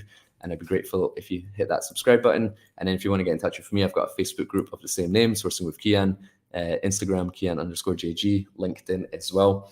But yeah, thank you very much for listening, and happy to take any questions as well. Thanks a lot, Kian. That was a lot of information, really good information. And let me just, okay, cool. All right, awesome. Guys, let us know if you have any questions for Kian. And I do see some comments. Andy says, Kian is such a professional in this area. Main point coming through is clarity at all points of the process. Yes, definitely. I think that's super important. Communication is super important. Trish says, everyone knows you. Okay, you would have been a good school teacher as you keep drumming this stuff into my head. I'm so aware now of how important the inspection standards are at each phase of production. Really great info. What a gun. Fantastic. Okay, guys, let us know if you have any questions for Kian. So I wanted to ask you, Kian, I mean, based on your experience, what do you think is the most common reason for quality issues when sourcing from China or any other market, actually? I think it kind of starts from like phase 1 of that sort of presentation, in terms of it starts with working with the top suppliers, because those top suppliers like are less likely to have quality issues just because of like the nature of how long they've been in business for, you know, the teething process and the mistakes that they've gone through with their other customers. And based on the major customers that they supply, let's say they supply like a major retailer, they all have standards that once they learn that, they kind of stick to that standard. So I've always found that like if you just work with the top factories from day one, you're a lot less likely to have mistakes. But it's when that you start, you know, finding these like cheap prices from non-verified factories, which are just like agents and middlemen, which don't actually have eyes and ears inside the factory. They might be doing this product for the first time. They might not be working with the top factory for you. That's when things can slip through the cracks. And it also depends, like if you are an expert on the product that you're sourcing or not. Like I always believe in testing the products myself, and every sample that I get, I personally test it. But if it's like, for example, a product in a category that you've never done before, like if you find an opportunity to sell, you know, baby products, but you don't have any babies, well, you're not actually going to be able to test it properly. So you're more relying on your factory to sort of give you good guidance. But if you're not working for top factory, then, well, you don't really know too much about it, and neither do they. So that's where mistakes can happen, and you're selling to people which are professionals in this category, and you're going to get found out pretty quickly. So I think it just starts with identifying the top factories, and then you're in good hands from there. Right, makes sense. Also, what do you think about working with sourcing agents, and when do you think people should consider working with a sourcing agent, or, you know, work directly with a factory? And how does one decide whether they want to go via a sourcing agent or work directly with a factory? Yeah, it's a great question, and I always feel that, right, because what are my pain points with sourcing agents and why I don't really recommend them is that they don't really have full transparency. In that a lot of sourcing agents, and not all of them, just the majority, they tend to hide the factory information because they're scared that you might go direct to them. But that's also very dangerous because, like, if you're gearing up your business for an exit, but you don't know where you're actually buying from, or you don't have direct communication with the factory. I kind of showed there on the second point in terms of just having the factory on WeChat, and I can call them up immediately and I've got eyes and ears inside the factory. But if you're dealing with a sourcing agent and your sourcing agent is on holiday and they're not willing to give you the factory information, then you're very detached from your production process, as well as the prices as well. You're also paying them a commission as well. And because you're not paying the factory directly, you don't know what type of commission the sourcing agent has added. But sourcing agents can also do a very good job for you as well if you just don't like sourcing. And it's like maybe your expertise is in like marketing or PPC, and you're like, right, I just want this handled. But I think that, like, if you are working with a sourcing agent, the most important thing is that you do have a direct line of communication with the factory. You do know what are the factory prices. And I would try and get an agreement with the sourcing agent to say, look, I'm going to work with you. I'm happy to put it in a contract. You will be my agent, but I need to know where my goods are being made. I need to know how much they cost. I need to be able to pick up the phone and talk to my factory if I have to. Those are really, really important points.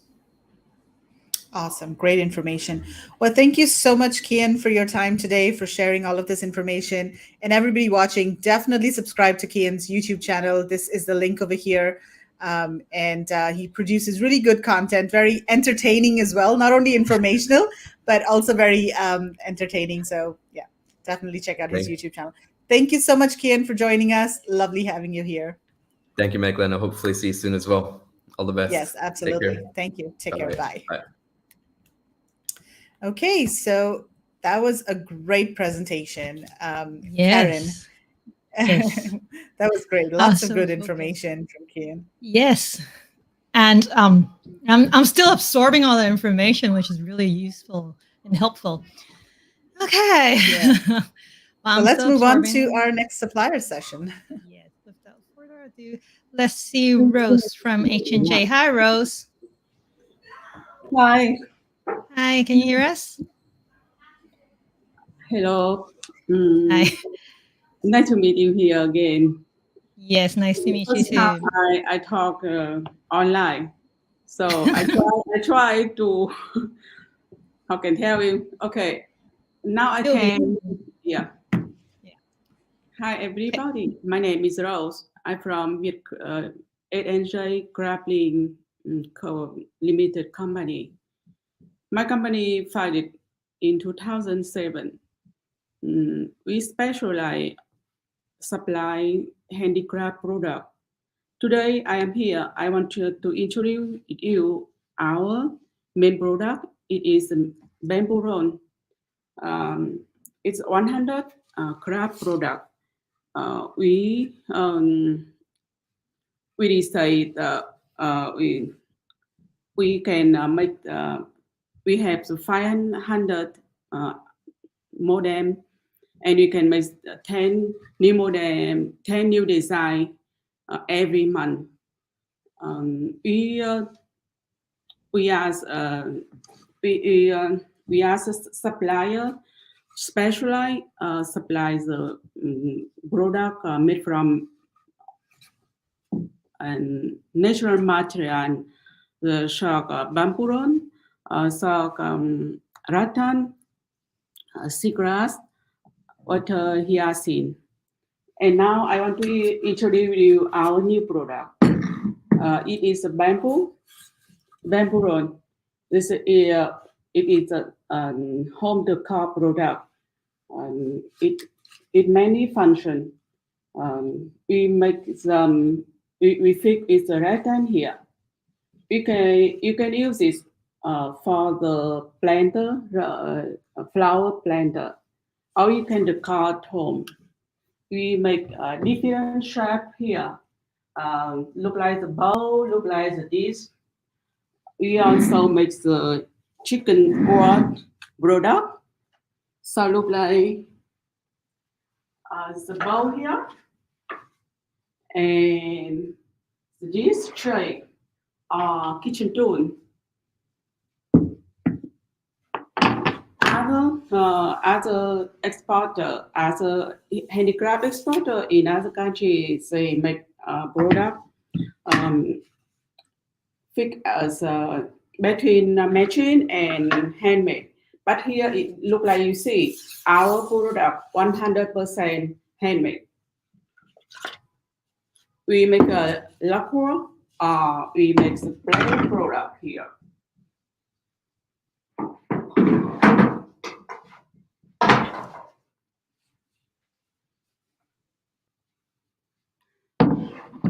And our strong point, we decide a small order.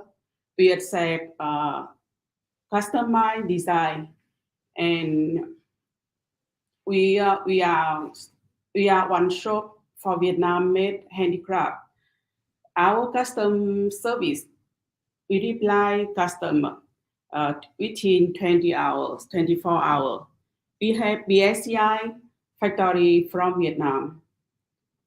We also have our business support so many farmers who live in the Vietnam traditional village in the north of Vietnam. And we also make not only that, we also try to make more and more new design. Look like this one. Mid between the seashell mother pin and this bamboo rod. This is for the cup mat. We can make we resize a small order, and we can make the design, custom design, also custom backing. That is very nice, Rose. So I heard that you can do small order, and then you have 10 new designs every month. Is that serious? That's a lot. No, I talk the new design, 10 new design every month. 10 new design every month. Yeah, that's a lot. We mean here we have 500 design up to show for the buyer. Okay. Because it's very different kind. Here, home decor and other kitchenware, more other kitchen tool. Example here is the lampshade. Here, made from bamboo rod. Okay, so we have a couple of questions from the audience for you. One is, do you ship your products to the USA? We ship product by the airline and by the ship, by the container. Belong to the quality of the order that the buyer place. Okay. Okay, so Jerry, you better reach out to Rose to place your order. And then also another one from Trish. So can you custom print on the salad bowl, etc.? How would that work? So can they, for example, send you their logo and then you print the logo on it? Yes, we can print the logo on. We can print the logo on the product. That's by look like here. I can show you here. But I not mean the bamboo here. But you see, look like here. If you see clearly, we can burn the logo. You can make by CNC, or we can paint on. Belongs to the buyer request which kind of material of the logo they want to do. Sometimes buyer asking us to make we make that we burn directly on their product, or sometimes they want us to look like paint on their logo, or sometimes other buyer want to make by the fake leather belong to which kind of products they order. Okay, that's good because it seems you're very flexible with that and it's doable. And one more question. Is the finish dishwasher proof? So can your products be put in the dishwashers? This one, yes. This no. You can put this. Look like here. You can put the salad on. Sometimes some people here they put here. I can show you here because on the website we also show they eat the kid breakfast. We can put in here to them eat. Here, this one. We pour the meal on, and then we put the chip inside.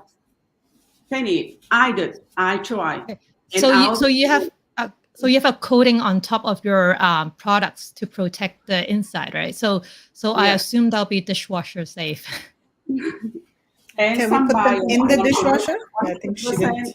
100% nature that. They do not want to make the painting or lacquer. They want to make full the nature that, not paint, just make the simple product that. Okay. These are probably not dishwasher safe. I mean, generally, I think these kinds of products are tricky. Okay. And here you see, yes. Yeah, we already have someone that Trish says she's very interested in your product, so she will contact you tomorrow. So do look into your inbox on globalsources.com/hnjcraftlink.co, and Trish will be reaching out to you, Rose. Thank you very much. Thanks, thank you Thank very you, much. Rose. Thank you very much. Nice to see you here. Bye-bye. Nice to see you too. Bye-bye. I like her products too. Very beautiful. Yeah, very unique designs. Yeah, and it's all handcrafted, so that's one good thing. Okay, up next, we have Panette from Global Silk Road. Hi, Panette. Can you hear us? Hi, Karen. Hi, Megla. Hi, Panette. How are you? I'm good. Thank you. How are you? Great. Okay, so you want to start with your presentation? Yeah, sure. To start with, first of all, thank you very much, Megla, Karen, and thank you, Global Sources team, for this wonderful opportunity to represent me, my company, and products on this virtual platform. I'm Puneet. I'm from Global Silk Route. We are a garment manufacturing company, and we are into exports of all kinds of knitted and woven garments. We are based out of Rampur, Uttar Pradesh, in India. So we do many kinds of garments, including men, women, in knitted and woven. That's including t-shirts, shorts, socks, and all kind of women dresses, women skirts, like that. So I'm just going to show you that.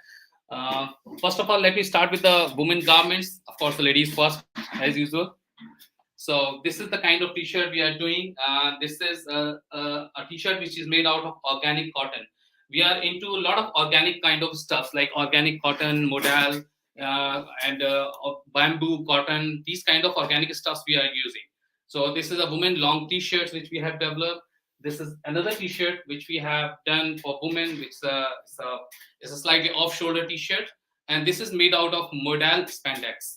It's a modal which is another nature-friendly fabric. And then I have this woman top. This is the woman top, which is again made out of bamboo cotton spandex. That's the kind of composition we have for this particular product. We also do the product in printed fabric.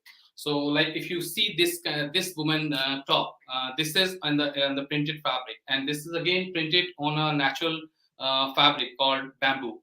So it's also printed on the bamboo. And it's a very soft, and of course, it's a nature-friendly product. It's made out of bamboo, so we all know what kind of product bamboo is, what kind of nature-friendly yarn it is. And then we are also into this kind of women dresses. This is the woman dress which we have developed, and it's again on the bamboo and organic cotton. The composition is bamboo, organic cotton. This is a long woman dress which we have made. So it's a stripe over here, so women can just wrap. We call it a wrap dress. So this is a wrap dress which we have developed, and we do such kind of women tops as well with this kind of print. And this is again a women eco-friendly product. You can see a logo called Go Green. So we are promoting a lot of eco-friendly products, and other than this, we are also doing in 100% cotton. 100% cotton and 100% organic cotton, 100% without mix of bamboo. It's all depend on customer requirement. This is another product. It's a woman skirt, which is made out of organic cotton spandex. So this is a woman skirt.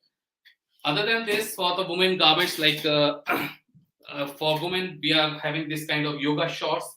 This is made out of organic cotton again. Then for yoga wear, because this is quite famous these days, the yoga wear, we are dealing in yoga leggings and yoga tops. So for example, this is a complete printed legging. This is a yoga legging and it's made out of bamboo and spandex. But we also do, spandex is of course likewise compulsory to have a great stretch. So this product is having a great stretch. So while doing exercise, yoga activities, you can, of course, you will be very comfortable and it's very soft in nature. We also do this kind of yoga legging in other fabrics too, like nylon and polyester spandex too, based on the customer demand. I mean, customer in polyester or nylon, in cotton, in bamboo, this kind of fabrics or yarns we do. This is another yoga legging which I'm having. This is the yoga legging, and this yoga legging is having a pocket in it. So you can have your mobile phone or any stuff in this pocket, and it is very good for the outdoor too, outdoor activities, like if you want to go out. So of course you can do that. So, and I would like to show you a woman t-shirt made out of organic cotton. This is a woman t-shirt, which is made of organic cotton. There's the woman long t-shirt, long. This is made out of cotton, not organic cotton, but this is made out of. Not really. Yes, you're breaking up. So. Yeah, you're back now. Yeah, you're back now. I'm back. Yes. Okay, you can go on. So I'm visible. Yeah. Should I continue? Yes. Yes. Sorry about this technology is of course comes with some kind of problems also. So it's maybe a network glitch. This is a woman short which we have done. It's again women yoga and running shorts. This is for women.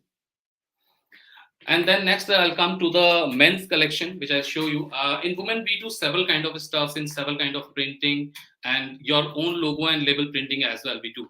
So of course the time is low, so I'm just showing you a brief of the kind of product which we are doing. This is men t-shirt, which is made out of organic cotton.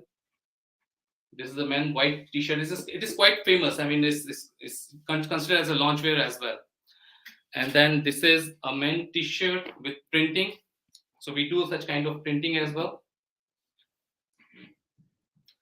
Then we do polo t-shirts.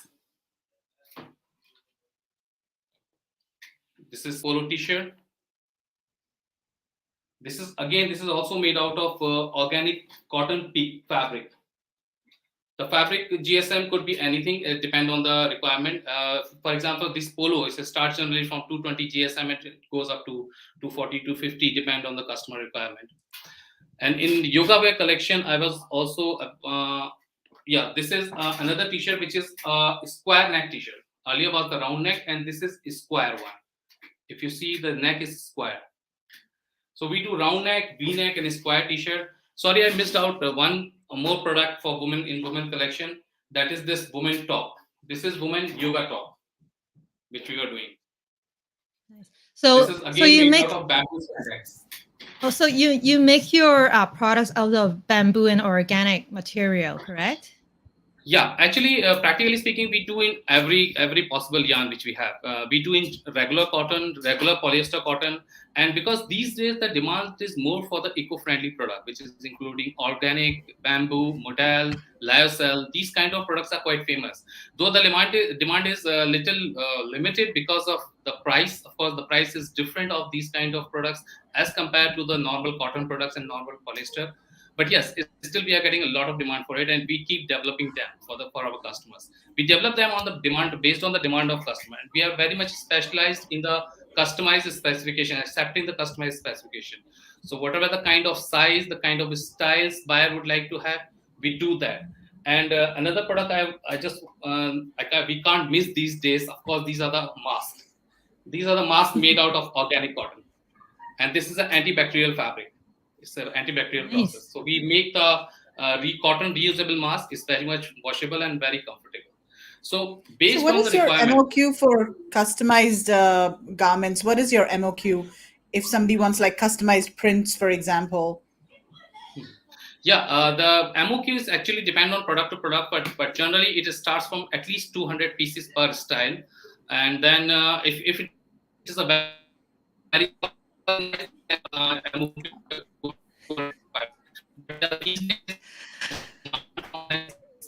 Oh no.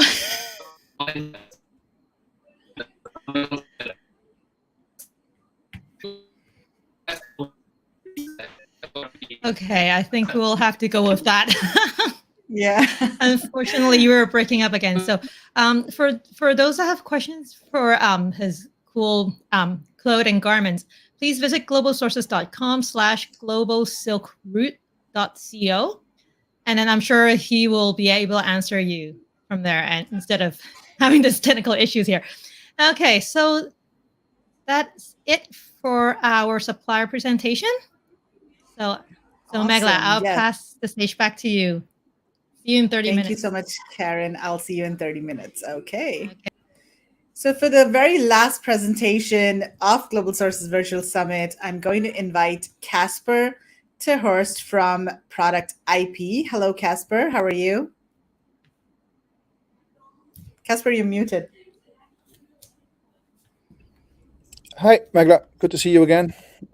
Good to see you. Thank you so much for waiting so patiently backstage. You're welcome. Awesome. Okay, so let's get started, Casper. Very interesting presentation talking about product compliance in Europe specifically. So I'm going to go ahead and share your slides and we can get started. So is this a, okay, got it. Yeah, we're seeing your slides now. Yes, yep. We're seeing your slides now. You can get started. Good. Thanks. So just a quick intro that about Product IP. We are a software as a service. We are a web-based solution provider. We help companies to build a business based on compliant products, and we believe everybody is able to do that. And we just applaud everybody that would like to start their own business. The regulatory frameworks in various countries or various regions are very, very complex. We'll try to simplify that to give you an organized access that starts with something that you do understand, which is product. The world is changing, and that means we have to change ourselves as well, because there is no planet B. Having said that, Product IP has not an agenda, but the world has an agenda, and things are changing, and we are monitoring those changes and provide businesses with information so that you as a business owner can make a decision. Right? I'll take the EU as an example because that's our main market where we provide our services. But we also do that for UK, and the rules that we now demonstrate are also applicable for other regions as well. But look at the EU. The EU is adapting legislation because they want to reduce the use of energy, want to minimize the use of limited resources, minimize the use of substances that impact our health, your health, my health, future health, but also protect everybody in the supply chain working to create products, ship products, handle products, even recycle products. Of course, we want to protect consumers in the EU. Yeah, that's normal. Every market wants to do that. However, Europe says everybody can sell products in the EU, but there need to be a level playing field. One market, one set of rules, fair competition. If things are changing and you don't change your business, you know what happens. You're missing out on chances. Yeah, you're missing out on your opportunities. Things are not the same now as that they are 10 years ago, and they won't be the same in 10 years' time. There's a simple things that change, but some are more disrupted, and we're going to look at that today. And in order to realize what is the impact, I can tell you things are changing in such a way that you need to be prepared as a business for questions from your customers, consumers, but also large customers, including also market surveillance authorities that can ask questions. But mainly in the supply chain, even platforms where you sell products, they will already start asking questions. That means that you need to start asking questions to your suppliers. If you are a supplier, you will get questions from your customer. It's like a daisy chain. It's domino stones, whatever you call them. somebody starts asking questions and they push it down to the supply chain. It cannot be that this does not lead to changes in the way you do business. And that also means it will affect from who you will buy now and maybe new in the future. And sometimes even adjust your product portfolio. Sometimes the product market size does not match up with the requirements of the new market. Sometimes your quantities cannot justify the investments that need to be done and make it a profitable business. It's just a business choice. So what should be on your radar? That's basically the theme of today. I'll look at some of the major trends and try to bring it down to three aspects where possible. Will it affect your product? Maybe a redesign or a retest.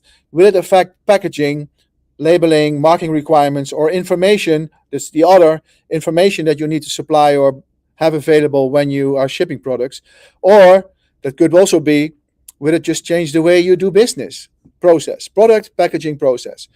Sometimes it affects all, sometimes it affects them all a little bit different. In a random order, and there's a disclaimer, I'm not complete on all the changes and it's not legal advice. I just want to emphasize the large trends and make you aware that you cannot survive your business in the future if you don't adapt to changes. Very simple example, sometimes the changes come from a complete different direction. The EU wants to have sustainable mobility. Sustainable mobility feeds back into circular economy and batteries. There's no use everybody in the EU starts to drive electrical vehicles if the main power supply of that vehicle, which is a battery, is actually not sustainable, because actually we move the problem away to another part of the world. So the EU says if we promote electrical vehicles, we need to deal with the way we buy, sell, reuse batteries. Yeah? That means that the EU is working on a proposal for a new battery regulation. It will replace some of the old one. You can read the slides later. It will replace the old one, and it will affect automotive, industrial batteries, but for transportation, scooters, electrical bicycle batteries. So suddenly, just not from car manufacturers, it drops down immediately to consumer goods.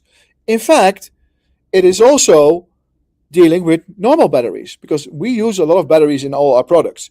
Just simple AAA and AA batteries, 9-volt batteries, 4.5-volt batteries. It's not finalized yet, but it will be finalized, and the framework is there. 2022, we finalized it this year. However, Germany already took a shot on this regulation and turned what's supposed to be there in a new law already. So if you deal with the German market or German customers, they probably be a little bit ahead of the game. Batteries and product. How will it affect products? There come new restriction in the use of heavy metals. Less cadmium, less lead allowed. There will be a requirement of the use of recycled materials. It will start with the main batteries in cars, main batteries in industrial parts. Then it will drop down to bicycle scooters. Okay, that's interesting. So batteries in the future must reuse a part of the recycled industry. Yes. Okay, that's definitely an adoption of product. And products that use batteries must enable an easy removal of batteries. Okay, so if I'm not in the battery business, but my products are using batteries, it's also affected. It's always connected. Yeah.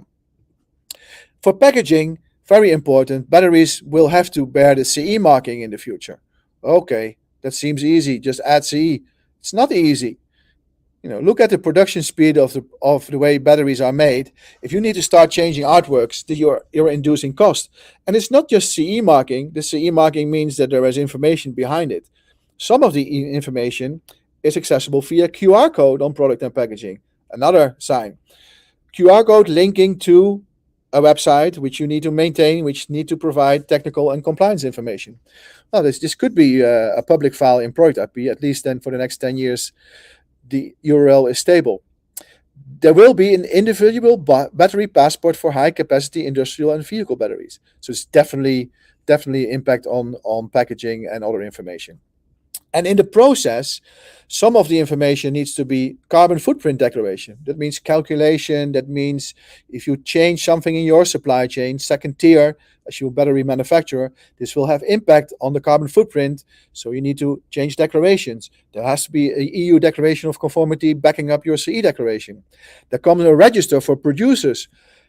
Producers are people that sell products under their own brand in the EU market, not necessarily a factory. So if I'm a retailer and I'm deciding to buy private label batteries just for this summer, I need to start to register. I need to have technical information. I need to go ask questions from my suppliers and get the information in that I need to verify and maintain, not just this summer, but for the future to be.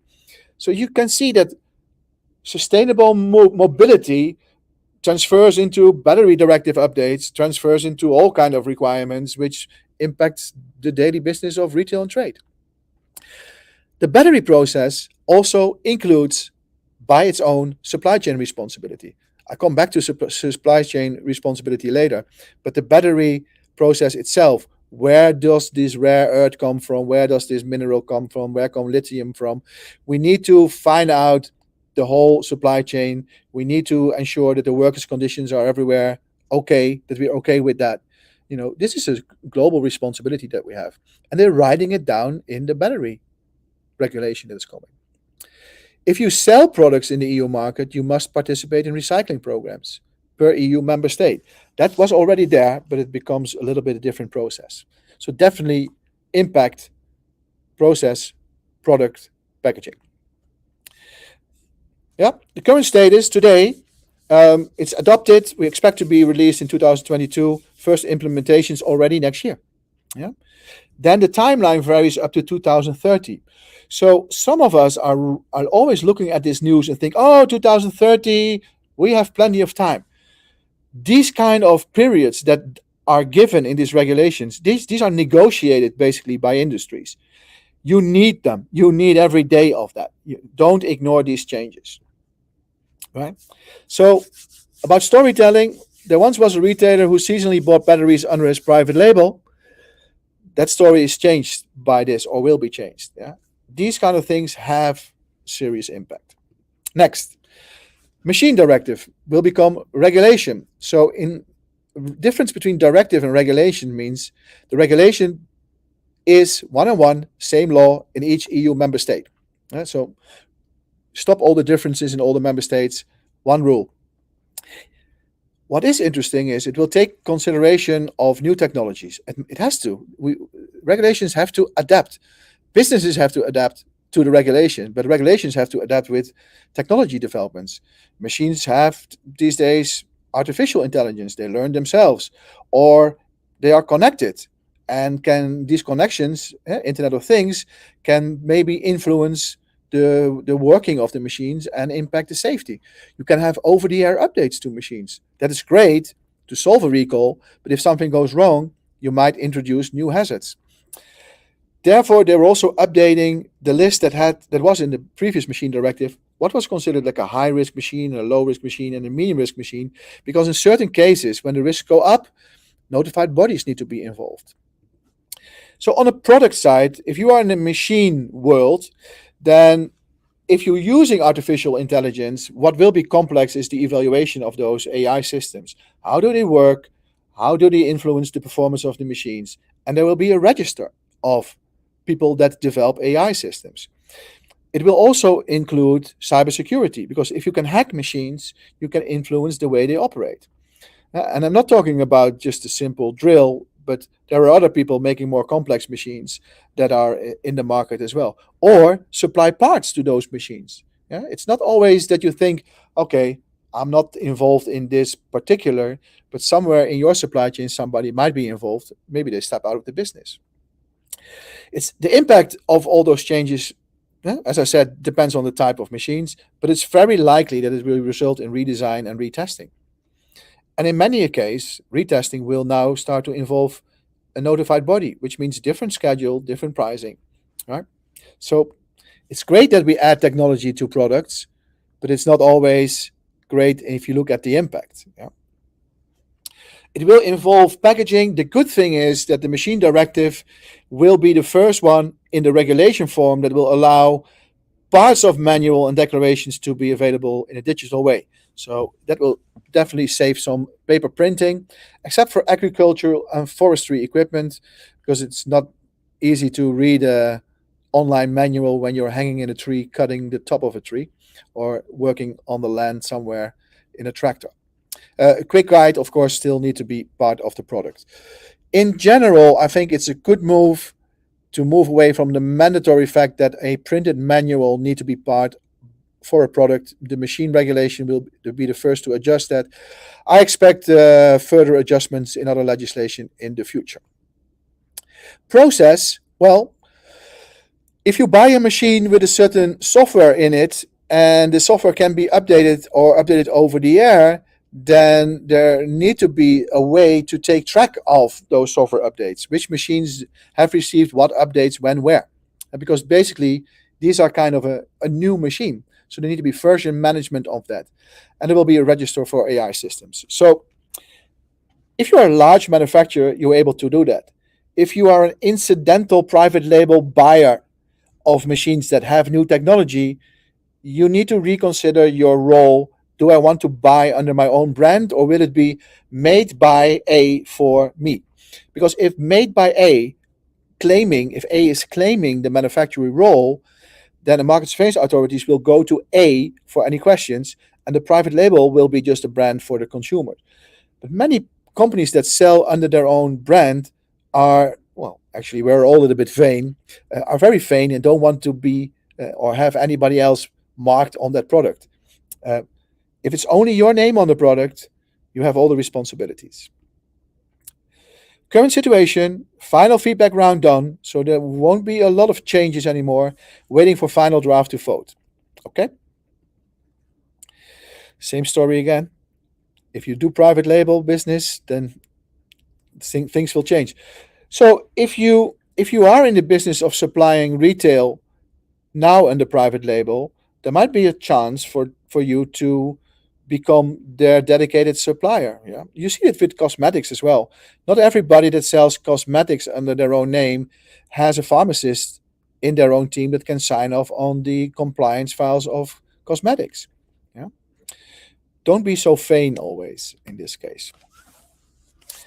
A very important update is coming on what you can call the umbrella legislation. There is something called the General Product Safety Directive, and it covers all. It's the umbrella, or maybe from a market surveillance point of view, you can call it the parachute for everybody. If it's not typically under one regulation or one main regulation, it's always covered by the General Product Safety Directive. It will become a General Product Safety Regulation. So the same for all the member states. It will follow the same structures as we have seen last year with the market surveillance regulation, the 2019-1020, which redefines some of the roles. Fulfillment service provider is now mentioned. There will be clear obligation for online marketplaces, which makes sense because it's a large volume of products supplied into the market. There's a likelihood for many that are now selling those goods directly or indirectly to EU consumers via marketplaces to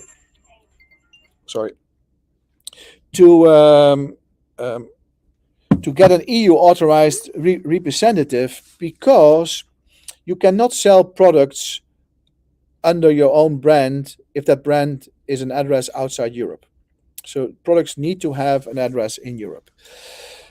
This GBSD is following the basic trend in the market.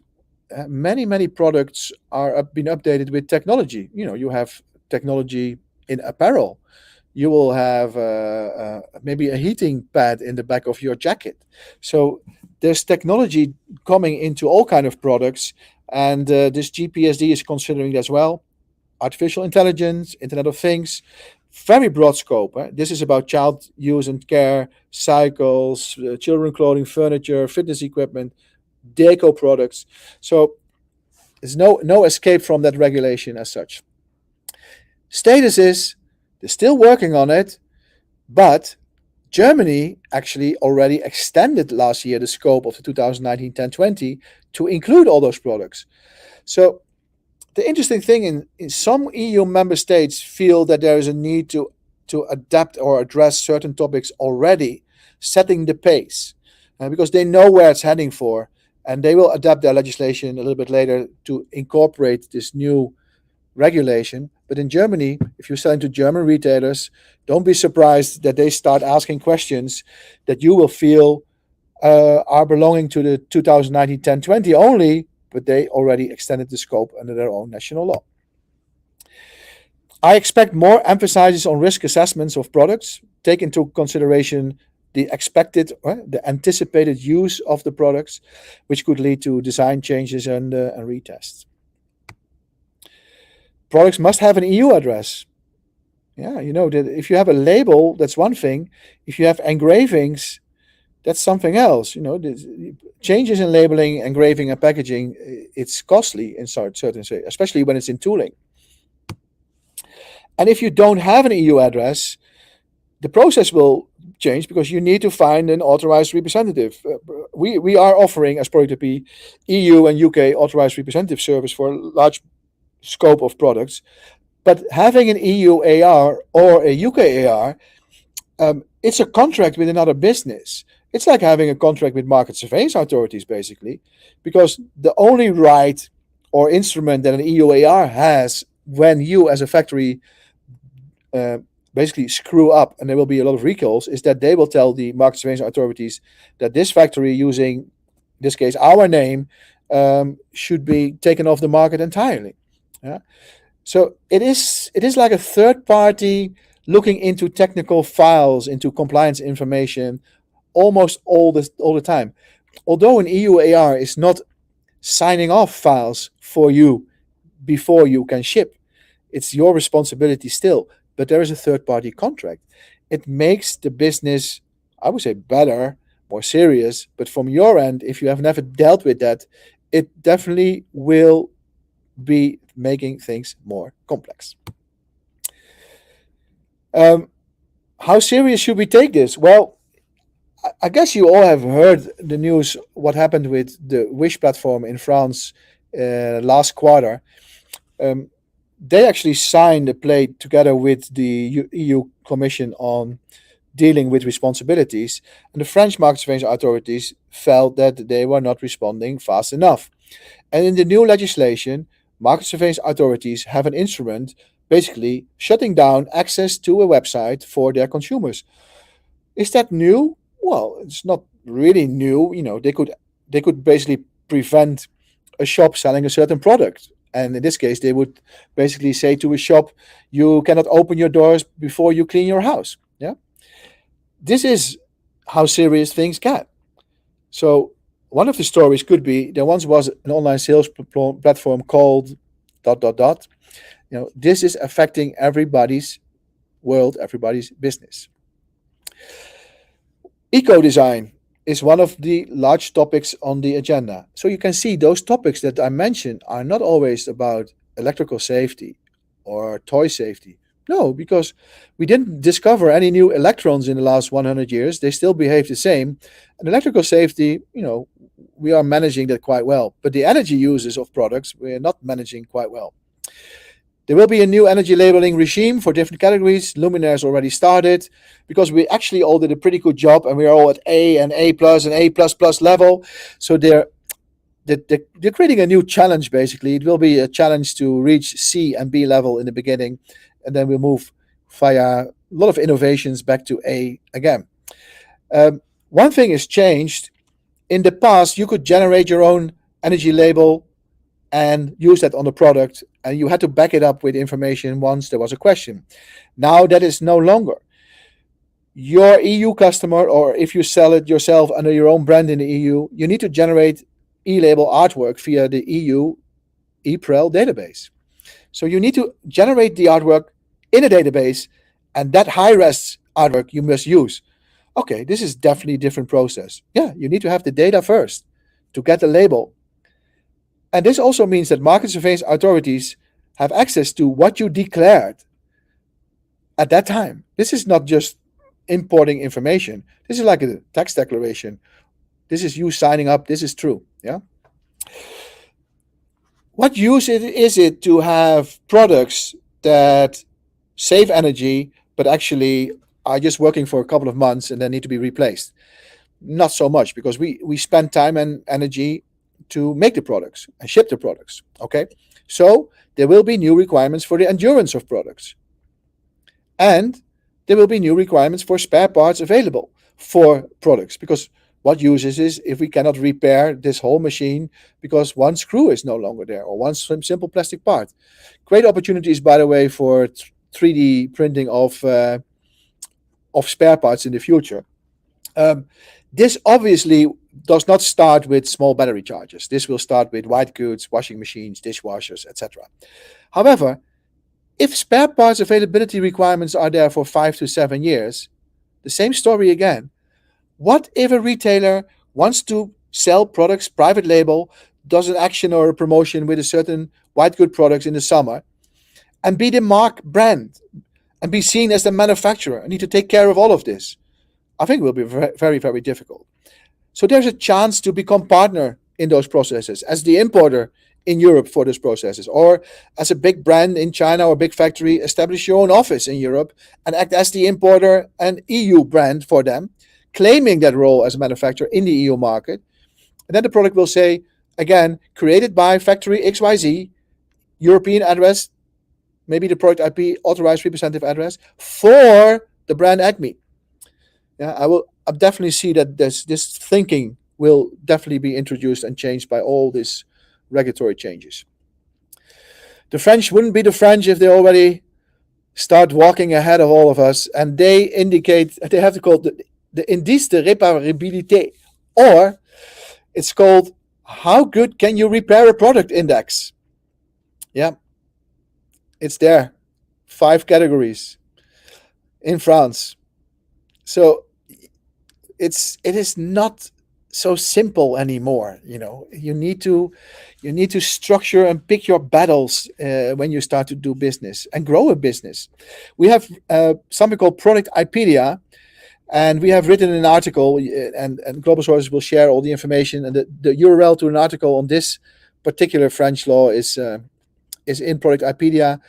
We write it, by the way, in English, but you can translate it in all kinds of languages, including Mandarin and Japanese and Italian and German and Dutch, etc., and French, of course. Let me ask you a question, a quick break question, and I put that on LinkedIn a couple of weeks ago. Being green, how important is that for your brand? And that question was, of course, positively answered. The link to the article actually is there as well. Nobody answers this with not important. It is all important. Actually, the guy presenting the garments just before me had a Be Green logo. Yeah. But did you realize that, talking about energy labels, that we could easily save 10% more electricity? So we are losing 10% of the potential saving of electricity because products are placed under the market with a energy label that is not correct. Okay, how much is 10%? Is that significant? Well, 10% is the same amount of electricity produced by Sweden and Hungary in 1 year. So now you know why the EU is emphasizing on this, and market surveillance will be emphasized on this. It's a very, very easy way to save more energy. Yeah. Last but not least, there's one thing that will have a large impact and might not be on your radar when you deal with products day by day, and it is called corporate sustainability reporting. So you will probably say, okay, we don't need to do that. It's just for large corporations. Yeah, exactly. So who in the end is involved in the route of your product to the consumer? Most likely, large corporations. The EU, but also other markets, want management of large corporations to pay more attention to environmental matters, social matters, human rights, anti-corruption, bribery, and diversity in their supply chain. And how do they do that? Well, they force them to write in their annual reporting on these topics. make a statement.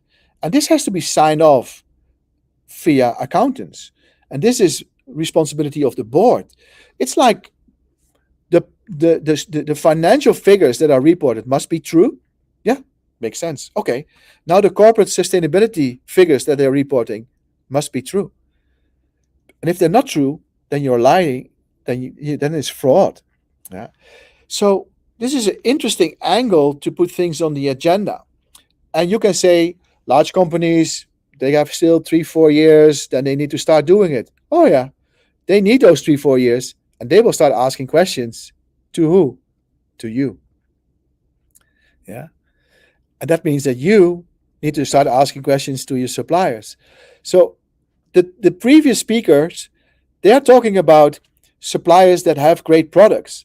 And I'm saying great products is one thing, but if great products are not backed up with a structure that can supply answers, then you cannot sell those great products. So the package of what a supplier needs to offer needs to be completely different in the future than it was 3 to 5 years ago, which is fine. Because if you would ask me 5 years ago, I would say the same. I would say the package that a supplier needs to offer in 2022 will be completely different than 5 years ago. Sure, it's always about change, but at this time the change needs to be on data accuracy, support of where do you buy things from, who is making what. And actually, I'm happy that I'm today and not yesterday, because today I can announce breaking news. Today, exactly today, the EU will publish the draft Supply Chain Act. And there it indicates already that it will involve large companies first, but also companies that are a little bit smaller and do 50% of their turnover into a high risk. And turnover 20 million, that's for a large company doing fabrics, is not too much. So it will involve a lot of people. In that EU supply, it's not just their first tier, it's all subcontractors. Yeah? You're talking about opening up your supply chain.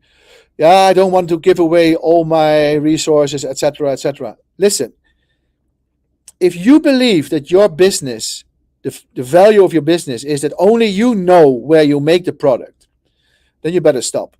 Because there's always an alternative for that product or an alternative supplier. This is not about who does it.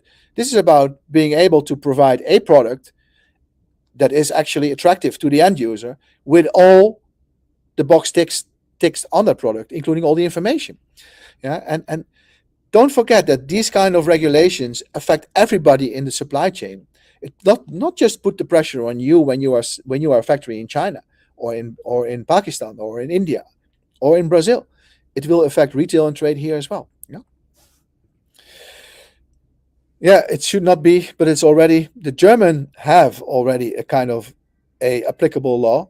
The Modern Slavery Act in the UK was already there, and the duty of vigilance in France was already there.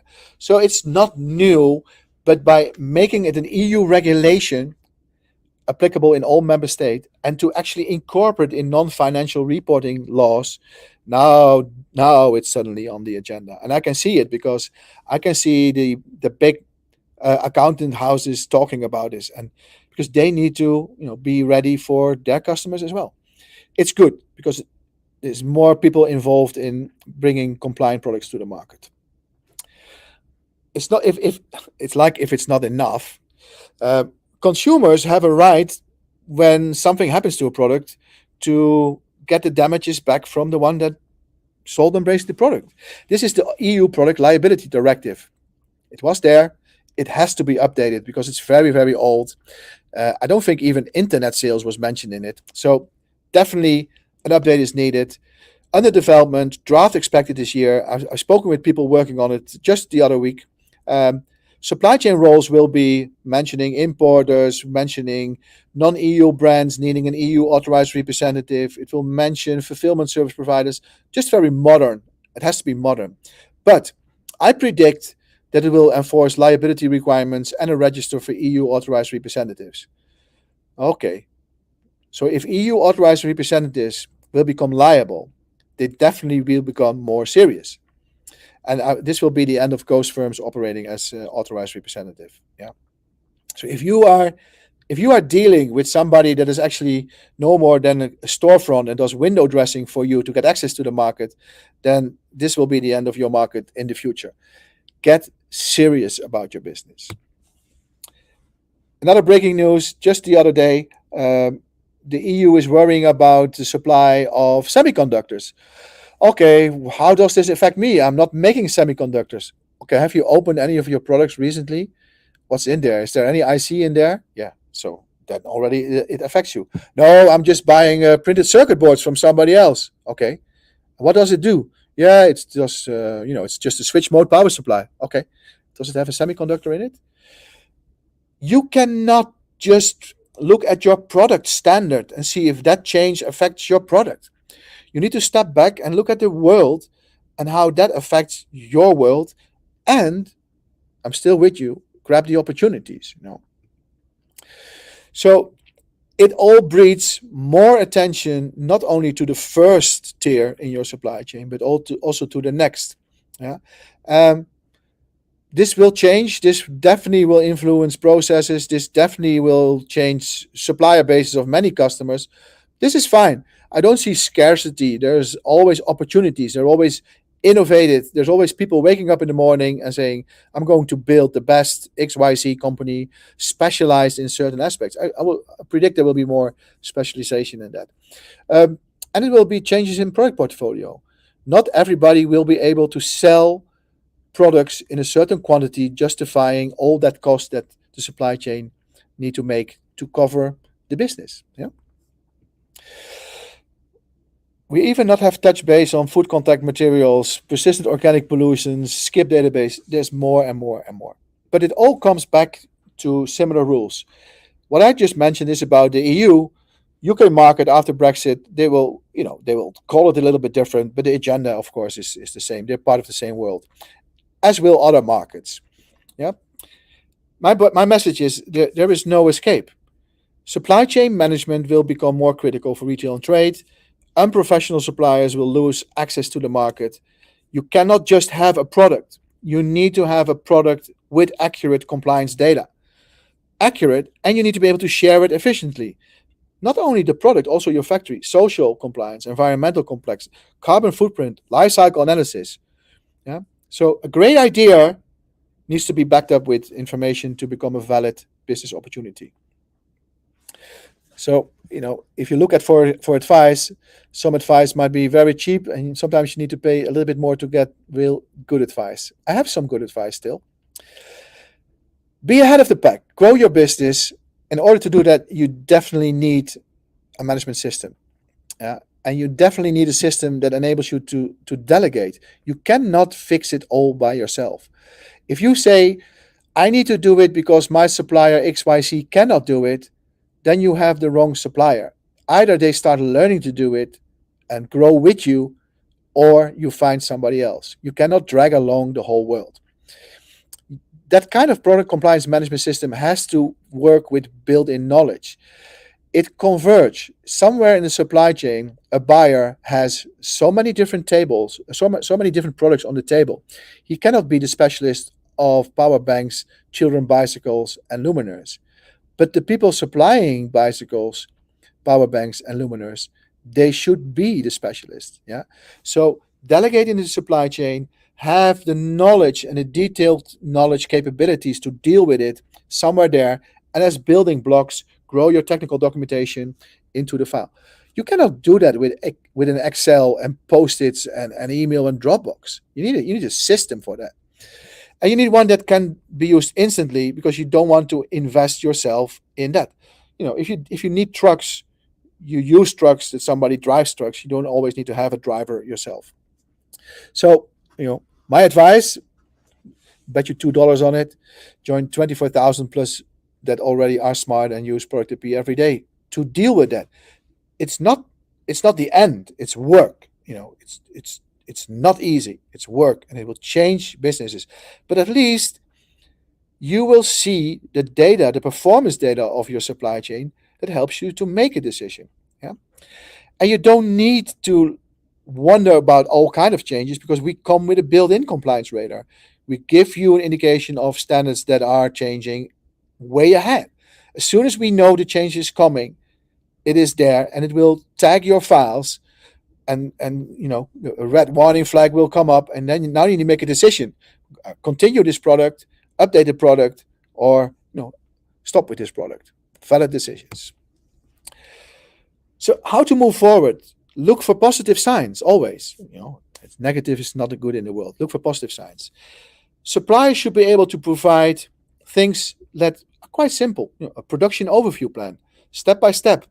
I'm doing this step, I'm doing that step, I'm controlling here, I'm using this glue here. And then you can say, what glue? I don't see the glue on the bill of material. Actually, a production overview plan, step by step, is mandatory for toys.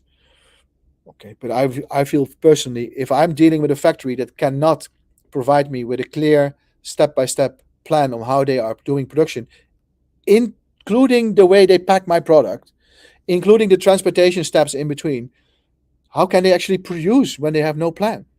So a organized factory, because some people will say, that will increase cost, but I'm against that logic. An organized factory is not more expensive than a non-organized factory.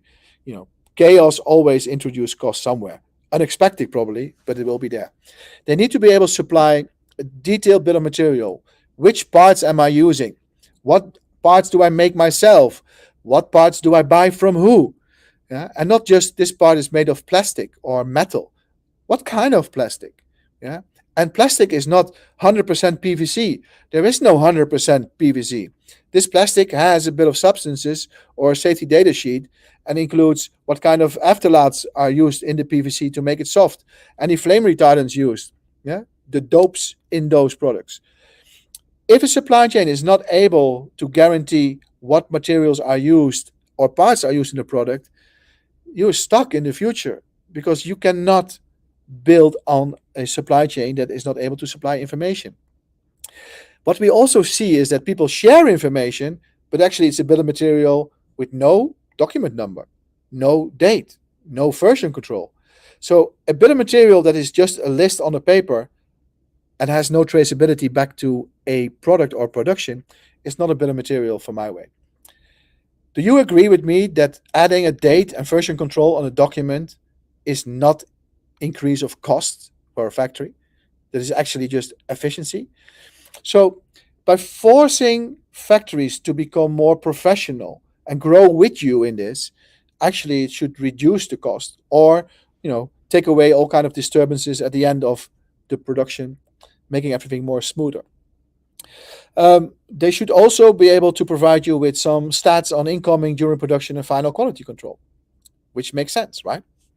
So I'm not primarily looking into the product. I'm trying you to put some pressure on the factories to start to structure the way they work, grow into this. And when they start to do this, this will have a trickle-down effect on the way they actually make the product or design new products, right? Some tips and tricks to make progress in your own time, of course.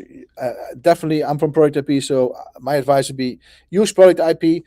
And besides that, there's still a lot of experts and some of our speakers before me that can help you when you use Product IP. So we are not the sourcing platform, we're just a guide on that. Stay ahead of the competition. Look into Product IP to get more information. We have tremendous amount of resources available in all kind of language for the starter, for the experts. Big shout out to Test Exchange, whom we work with, that could get you quotes on different tests. There's a link there. And if you not want to make a decision, just connect with us so we can keep you ahead of what we are changes. Megla, we actually have a prize as well, a small reward. Yes, we will. Yeah, go ahead. And so this is for everybody, right? This is the offer for everybody. This is for everybody, and it will be there till April 15 of this year. You get 2 credits extra when you order 10 and pay for them. And the code, I used yesterday's date because it was cool. It's a GS 22022. Use that as the voucher code on checkout when you're ordering credits. Just you pay the digital invoice, and once it's paid, you get 12 instead of 10. And that is around 84 euros value on that order. So, yep. Cool. Awesome. That's Thank from you so outside, much, Megla. Casper. Yeah, I'm just going to remove your slides from here, Casper, so that I can bring you back on screen. So yeah, that was a lot of information, and I see some comments and some questions. Trish said so informative. Thank you, Casper. And we've got Malte Zur. Hello, Casper. Great updates on EU rules. Thanks for sharing. Then we've got Xing Feng. Hello, Casper. Greetings from Dusseldorf, Germany. Yep. Very nice session. Okay, we got a couple of questions here. And guys watching, if you have any questions for Casper, type them in the comments now. Casper will be taking questions. So if Wish was banned in France and I am their e-seller, will this affect my trade legally in other EU countries or even back in France? Any impact on my trade there? Well, Derek, of course, if you are selling in France and that platform is not available for consumers, it's definitely going to impact your business. But if your product was one of the reasons why the market surveillance authorities in France shut down that part of the website, so if your product was actually involved in one of the recalls, then it should not be placed on any other marketplace in any other EU member state. You know, it's like there was a lot of products were being checked, and most of them were found non-compliant. And we talk about toys and electronics at a level that it was just dangerous for kids to use those products. You know, it could impact their growth because of hazardous substances in it. And it's not that Wish didn't recognize that, but it was just not been able, at this moment still not, to deal with that in a fast enough way. Yeah, and they made the promise themselves. So it's not that the European Commission says, listen, you're breaking my rules. It was, we agreed on rules and you're breaking all the rules that we agreed on. So fix that and then you can go live again. But to answer Derek's question, if your product is involved in a recall in one EU member state, it will be involved in other member states as well. Market surveillance authorities are exchanging that information and marketplaces are looking into that exchange platform. So your product could be banned on other platforms as well. Because, you know, the kids in France, they behave the same way as the kids in Holland and in Germany. Exactly. So yeah, guys, let us know if you have any questions for Casper. I don't see any more questions over here. So definitely get in touch with Casper's company, productip.com, or you could also, I'm just going to show the offer once again over here. If you guys want, you can take a screenshot, but we are going to be sending out the slides to everybody as well. Right. Via email, as well as in the Telegram group. So if you're not in the Telegram group, please join in there. But here's the offer once again. And of course, you can get more information at productip.com. So thank you so much, Casper, for joining us today. Lots of great information, and I'm sure our audience found it very useful. Thank you so much. You're welcome. Bye-bye. All right, take care. Okay, so with that, we come to the end of all of our presentations. And I like how Casper gave us a breaking news just now. I know. It's like, just happened today. Yeah. Okay. Awesome. And I saw this really nice comment from Amazion, and he says, cheers to us who stayed from the first session till now. Thank you, Global Source team, for working hard for us to have this. Thank you so much, Amazion. That means a lot to us, and really appreciate you staying until at the end.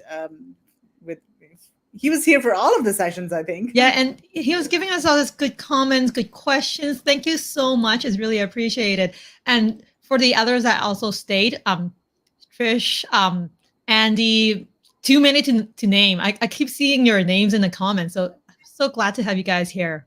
Allison. Yeah. Okay, but we're not done yet. We have prizes to give away. Yeah, I'm back with the prizes again. Yes, you're back with the prizes. Okay, so we have how many? 2 prizes to give away. And let's go ahead and show you the first prize. So this is a free workshop from Product IP worth 295 euros. And you can choose between different types of topics, and it's all about product testing and all of those technical kind of issues. And I think with all of these, the EU regulations, you do need a workshop. It's just so complicated to manage all of these things. Yeah. So are you guys, go ahead. Ready? Are you guys ready? Yeah, so are you guys ready for the question? So here is your question for a free workshop from product IP. Fingers ready on your keyboard. What does MOQ stand for? Okay, I gave you a very, very easy one because I think in the previous session there was one that was super tough. So yeah, this is a very easy one. Let's see who can get this first. So this is a workshop offered by Product IP, which is the company that Casper is from. And he was just talking about all the important information that you need to be doing business here. Okay, we have an answer. It's you again. No, it's Hi, Brian. No, wait. That is what it shows. Oh, it's Brian. Side. Yes. Yes. Hi again, Brian. Thank you for staying with us. Oh my gosh, yeah. Yeah. Okay, so Brian, you can send us a combo email then. Yeah. Yeah. You're so knowledged in sourcing and emailing. You know all the jargons already. Yeah, so do send us an email and get in. Okay, let's go to the next question. Okay, so this is the last. Yeah, the next prize. So this is the last prize that we're giving out, and this is for 3 nights hotel stay to visit the next Global Sources shows in Hong Kong. Whenever they might happen, we're not sure when exactly the next show will be, but hopefully October. Hopefully October. Yes, it's looking very likely, but let's see. But whenever the next show is, you'll be getting 3 nights hotel stay over there. Okay, so guys, here is your question for this prize. Complete the name of Global Sources rewards program, and it is called the Sourcing Dash. You just have to give me one word, the Sourcing Dash. And we've been talking about it. So if you've been with us for the past few sessions, you should know this. Or you could quickly go and Google it or check out the website. We even showed a video about it. So you guys should know if you stayed with us. Oh, it's you again. I think we have to give it to somebody else. Brian is winning too many prizes. Yeah. Let's see who's number 2. Sorry, Brian. We have to be nice to the other people as well. Yeah, so 3 is the max. I think Brian has won 3 prizes, right? Yes. So for the others who are watching from YouTube, you can. Okay, good. Trish. I'll give the last prize out. No, it's Allison. Actually, it's Allison. It's Allison. Sorry, Trish. Yes. Allison. Sorry, Trish.